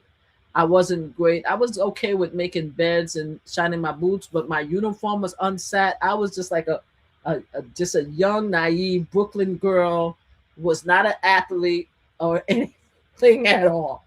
The bravest thing I did is that I didn't know how to swim and I jumped out of the rappelling tower just to jump in the water. They were like, "Oh my God, you're crazy. You don't even know how to swim." And I had to learn how to float. But when I got to the rifle range, after everything, I mean, my assistant drill instructor couldn't stand me. I remember her, this blonde white tea woman. She was evil. Everybody couldn't stand me. Nobody liked me because they thought I was just a failure until I got on that rifle range. And I started hitting target, bird's eye. They were like, "What the fuck?" You should see all of the drill instructors. They came. What the hell? What the hell is this? Where did you get that? I'm like, I don't know. So that's what happened. Like, it's just an innate, just something in me that I'm a really great shot. Period. And again, the only reason why I was short by I was this close to being an expert. Like, I'm talking about this close to being an expert. But I'll let it go. It was just one of those days because every time before that final test, I hit the target, middle, dead eye every single time. But the day of the actual final result, for some reason, I was just a fraction off. So they made me a sharpshooter. So, whatever. Well, that's amazing. Thank you so much. Also, can you state, I definitely would like to send you something for your birthday. So what is your PayPal, Cash App or whatever? Can you state it out so maybe Stella can put it in the chat? Oh, you guys are so sweet. Especially my MAGA brothers and sisters. Show me some love. All right, hold on, guys. You could just type it yourself, right? Can't you type it yourself right now? Give me 1 second. I'm gonna go. I just want to confirm it. Oh, right, you're so sweet. Hold on 1 second. Well, that's good. I'll definitely support you on that. You do such a great work. It's nice to have you here to push back on Thursdays. It's a different kind of show, but it's well needed. Thank you. And you have quite a few fans in the audience, although you get a lot of pushback. So it's all good at the end of the day. Guys, don't get me wrong. Sometimes I feel bad for Mel. That's our host right now, and I tell him, I said, "You know something? Am I too much?" And he's like, "Nope." He's like, "Nope. I want you to be just the way you are," and I appreciate that. Because you know something. First of all, I enjoy talking to Mel and being part of the show, but I also enjoy talking to you guys, even the ones that criticize me. I read your text, and I enjoy being able to have these conversations because we need to. Even if we disagree, we need to have these conversations, guys. We need to be able to understand each other, right? Here it is. I just put it in. Here's my take real quick. All right. Yeah. If Nick Fuentes and all these guys can sit back and run their mouth and get all this publicity behind it, then you have every right to express yourself too. So I don't have a problem with it. No, and thank you so much. And I agree. And if they want to criticize, right? They want to criticize. They want to have their say. We should be able to have our say too, because the thing is, we have to have a back and forth conversation.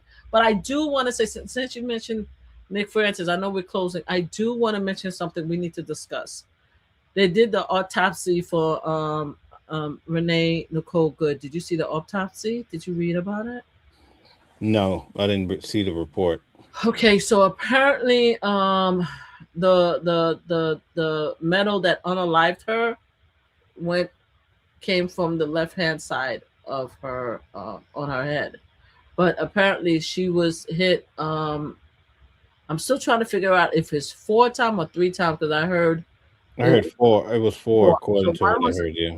one was in the lungs, one was in the shoulder, one was in the arm, right? So it's like him going around, and the one that unalived her was the one in the head. They said that she actually lived 8 minutes after she was pew-pewed, and if they got the help that she needed, then it's possible that she would have had a fighting chance to live. So I'm just saying, no matter what side of the argument people are, the fact that he continued to pew-pewed, and actually the actual last pew-pew was not the one facing her, like everybody's alleging that he pew-pewed her because she hit him, and that wasn't the one that unalive, is the one where he was clear of the vehicle and then he put one in her head. That, to me, he needs to be brought up on charges, and I hope that I don't care how long it takes. I don't care if we have to wait until Donald Trump leaves office. He needs to be brought up on charges, and he needs to see a juror because he unalived that person, and I think that he murdered her, and I removed the N word. That's my thing.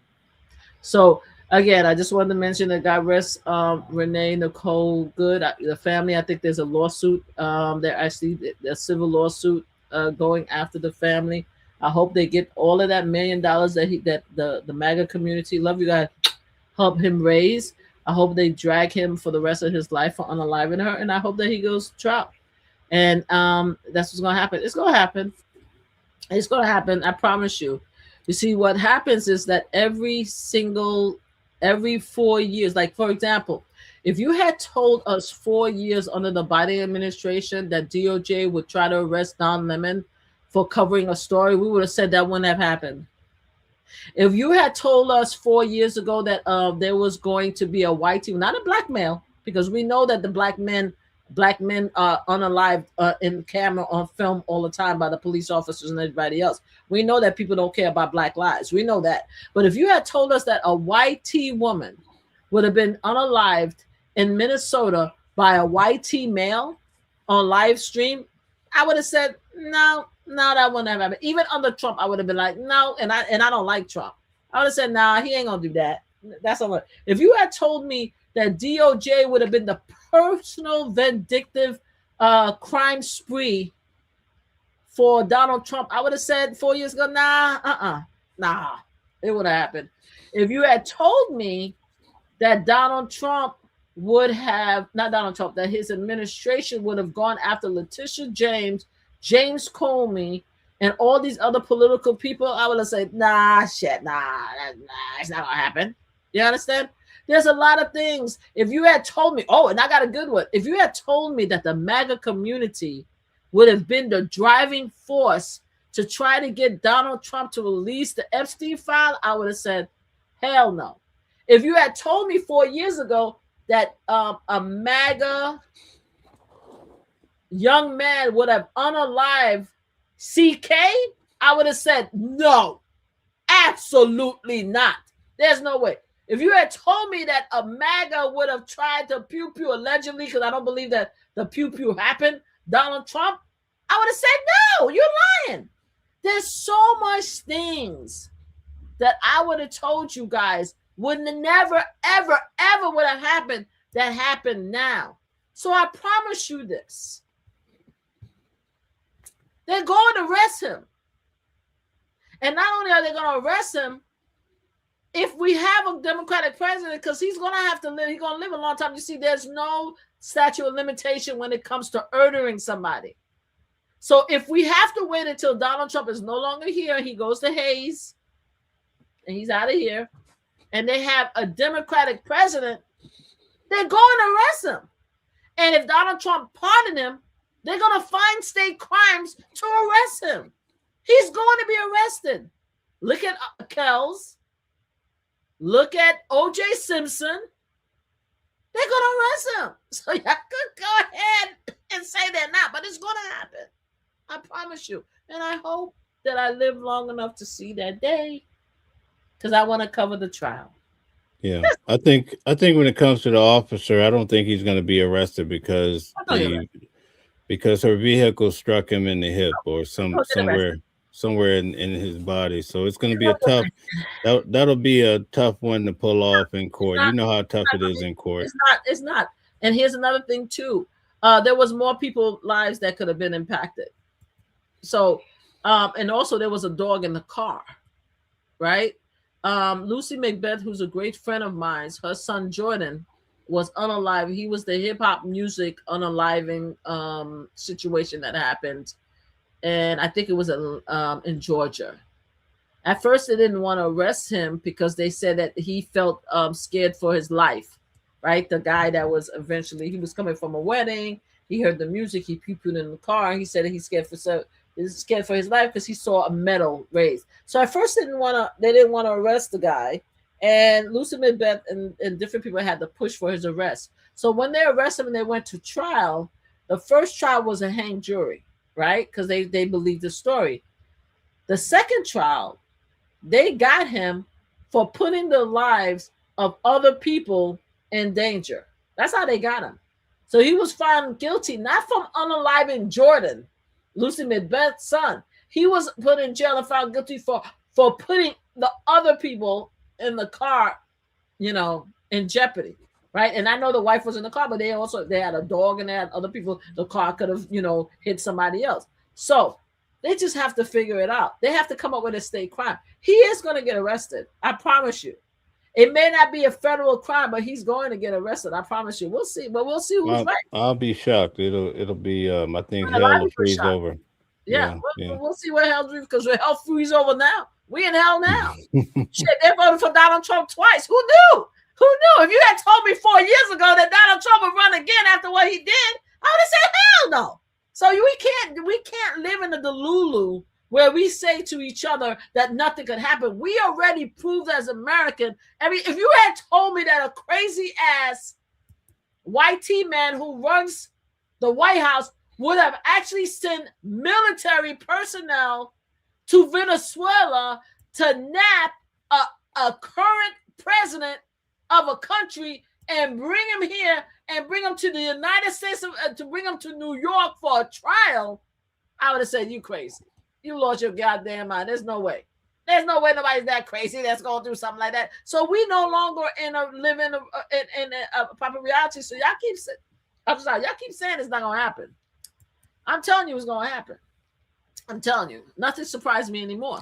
So and I think, and here's another thing that I want to push back on that you said in regards to, well, maybe you didn't say it, but anyway, I think if the Democrats win the midterm elections, I think the first move is going to be to impeach Donald Trump. That's going to be their first point of business. Yeah, but they're not going to be, whether they impeach him or not, they're not. It's going to be the same thing that happened the first 4 years. They impeached him, and then he wasn't. It didn't go any further because the Senate stopped it. You have Mitch McConnell. You have the Senate. We will have to win. We have to win overwhelmingly the House and the Senate to impeach this fool. Not only impeach him, to get rid of him. It's not going to happen as long as we don't have the majority in both houses. It's not going to happen. They could impeach. We learned the other day that impeach means nothing on paper. Impeachment means nothing on paper. He keeps wanting to change and reverse the impeachment because he believed that his name means something, but his name means nothing. In history, the Trump name is going to be a disgrace, and his future generations are going to try to change their name, just like they did with the dictator in Germany. You don't have too many kids or family member that has his name, right? Just like they did with Nixon. A lot of Nixon family changed their name. They got mad and they changed their name. People are not going to remember his name on the same level as they did the dictator that unalived 6 million people in Germany, as they're going to think the same thing as the current dictator in Russia. They're going to think the same thing as the North Korean leader. His name is going to be defamed, spit on for our entire eternity. Only a certain group of people is going to continue to love him, just like Nazi loved the guy that unalived 6 million people.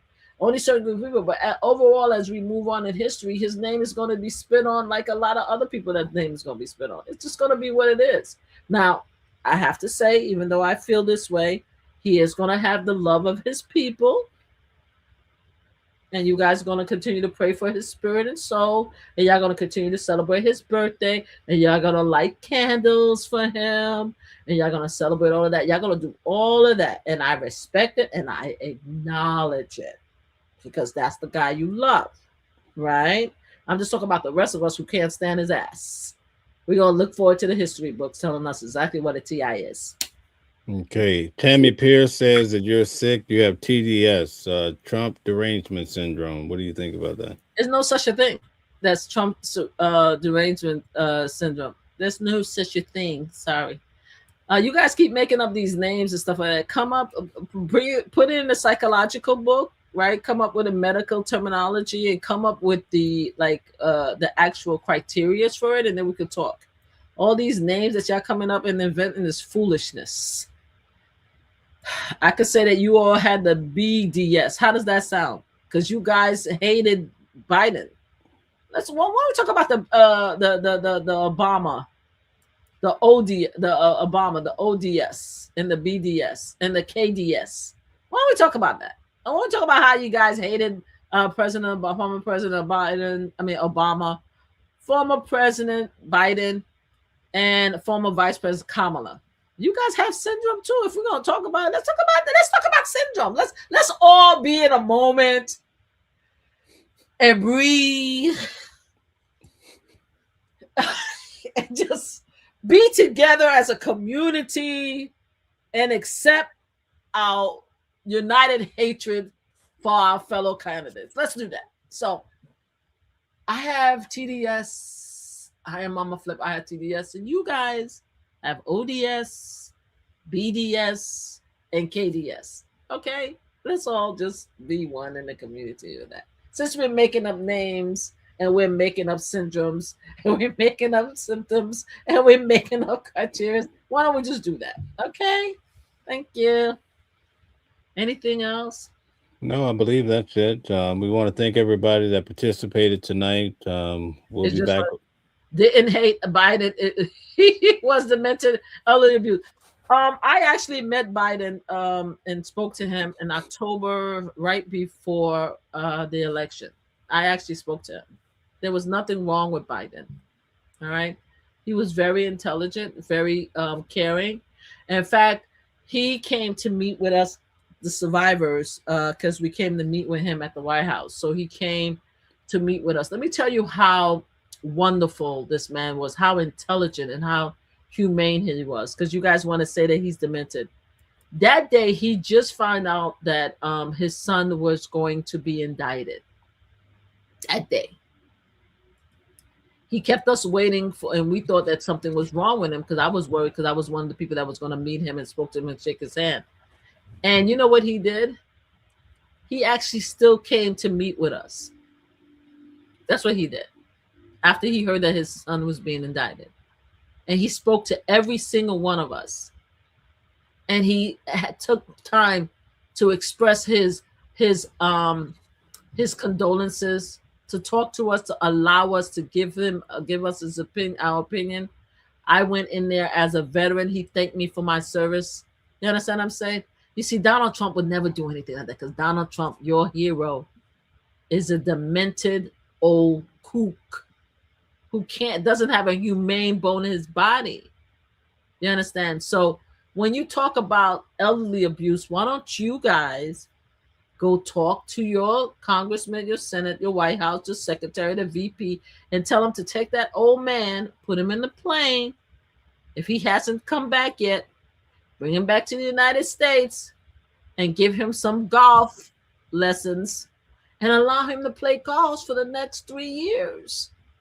And allow other people to run the country. Okay? Because what they're doing to Donald Trump, that's elderly abuse. All right? He's an old man, guys. And I hear he smells. And I hear that he can't keep awake and he keeps sleeping. And I hear that he forgets things. Y'all love him, man. Go help him out. Okay. Thank you. Anything else, Mel? I'm sorry, Mel. Stop posting the comments. You're posting the comments. I'm gonna Yeah. All right. Well, when it comes to Donald Trump, I just can't understand how he gets so much done. I mean, the guy's tweeting at 3 a.m. and then he's traveling across the world and meeting with everybody. It's just, I don't know how he does it at 80 years old. I'd be asleep too at a much Oh, younger age, you know.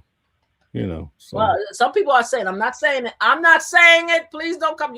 You could sue me for everything else, Donald Trump, because I'm saying that I can't stand you, and I think that you're demented, and I think that all you right. do something about you, and you need to go retire. You could sue me for all of that, and I'm not even talking about Melania, and let's not talk about your son, because I'm trying to be respectful. So you could sue me, but I'm not saying this. I'm not. Don't blame me for it.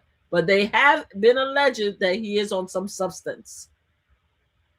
That's what is being alleged. This is why he's able to do what he's doing. It's being alleged. I'm not saying it because I have no proof. I'm just saying, because you asked, how does he do it? They're saying allegedly he's on some type of substance. That's what I'm saying. But I can't confirm it. Then I can't. I'm just telling you. So, Okay. yeah. All right. Very good. I haven't heard that one. That's the first time I've heard that one. Okay. Let's see. They even name what he's on. But I'm not gonna name it here. They even name what he's on. These people are debacle. They crazy. They even name what he's on. So I'm not gonna even say it. I'm gonna let it go. But I want to say thank you for everybody who asked for me to come back. I love the fact that Mel said that, you guys asked me back, so thank you. Oh, it's after 10. I'm sorry, Mel. Go ahead. I'm done. Okay. All right. Thank you. Denied says Trump is making the country 100% better. Okay. Mel, stop. All right. So, and recently the president has been on a victory lap talking about all of his accomplishments, his 8 wars that he stopped. He's trying to stop Russia, Ukraine, and working on Israel and Gaza. He's brought down gas prices and eggs. He's every day he lists all of these different accomplishments, but Mama Flips is not having it. Unlike most people, I can point out the good things the president does and the bad and still be able to live with myself. I'm not swayed by anyone. Give me one good thing, Mel. One good thing he did. One of the best things is here in New York, I travel a lot. I cover these cases, right? I'm in the subway system all the time. Yeah. And this illegal immigrant set a lady on fire. And on a train that you're in the system too, so you know how it goes, right? So now that I see the National Guard out there, I feel a little bit better when I'm rolling through at 2:00 in the morning, just trying to get back home, catching the last train. I think that was a good thing. Most people may not agree with me, but that's just my opinion. So I can say that was a good thing. Have you seen the National Guard interacted or interfered or helped anybody while you were traveling back and forth and seeing them? No, I haven't seen that, but I'm not there enough. I'm always passing through, Well, I take the train every day, every single day. I take a bus and 2 trains. I don't see the National Guards. And the only time I saw the National Guards was on Franklin Avenue on occasion. Probably the Franklin Avenue a couple of times on Brooklyn Bridge. And you know what they were doing? They were standing behind Boys in Blue. They were standing behind Boys in Blue, not doing anything.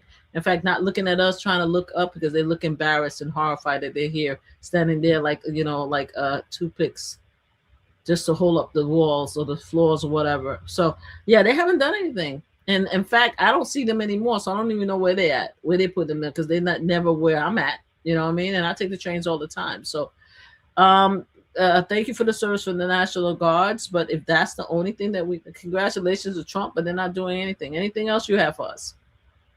Okay, I'll leave it at that. But the stock market, I can vouch that the stock market is definitely up tremendously. Is it? Oh yeah, definitely.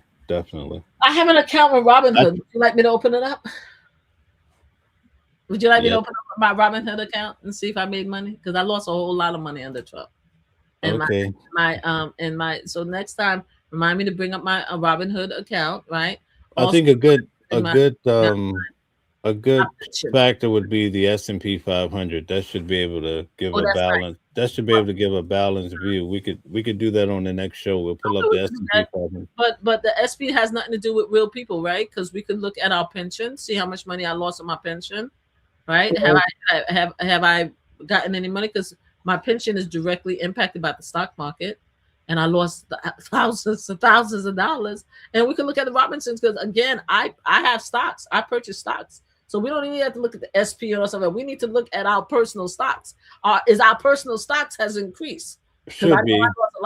I lost a lot of money. So we'll check. I'll check. If you have a balanced portfolio, it should be up. And I'm just giving you the bare essence of it. If the S&P 500, the index funds, it gives you a good balance of the total market generally, right? Because there's so many different companies such as Tesla and all Johnson and Johnson, all different companies. So Yeah, I have Johnson and Johnson. now over the last week, the market has been down, but Really? when Donald Trump hooked up with Elon Musk for Doge, the market went down tremendously. But then it came back up, so it's up strong.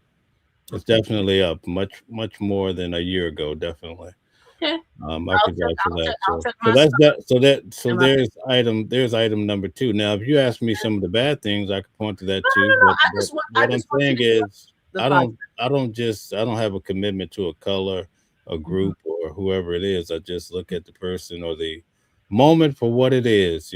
That's just the way I look at things. But I mean, I don't knock it. There's some people that come into the chat. Trump can't do no wrong, and I don't agree with that either. So that's a different type of angle as well. But anyway, I think we reached our time. I'll let you reclaim your time. Thank you guys for tuning in tonight. Tomorrow, we have news at noon. All right. So I look forward to all of those who would like to come and participate. We usually have a lot of people. We had a lot of people today. It's always great to have so many people. Thursday night, we always have Mama Flips, and it's good to have her on to push back and give us a different perspective than what you might be used to. I know a lot of people don't like to hear things that go against their internal beliefs, but everybody plays a key part, and it's good to have certain people to keep everybody motivated and also to employ some critical thinking.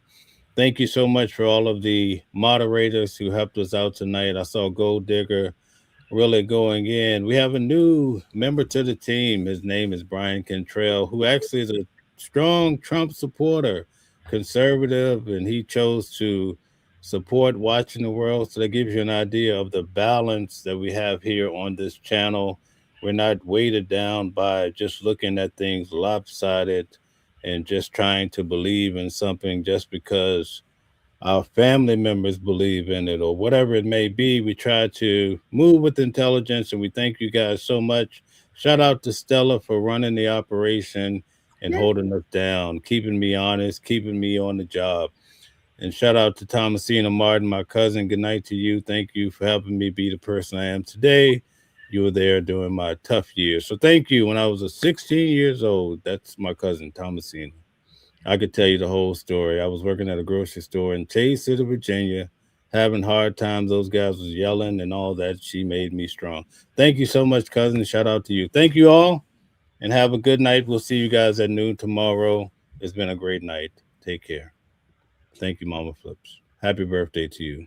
Everybody, give her a happy birthday note on your way out. And your Cash App, I think I did flag it out. I'll make sure to get it up there again. Thank you, guys. Have a good night. Thanks.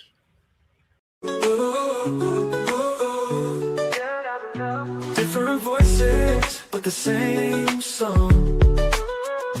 Building a world where we all belong. Kindness leading the way, breaking the chains. In the symphony of love, the thing remains. Embracing diversity, brighter days in sight. Watching the world sharing love and light. Hearts beating as one in our peaceful flight. Colors of harmony, painting the night. United we stand in love's pure might.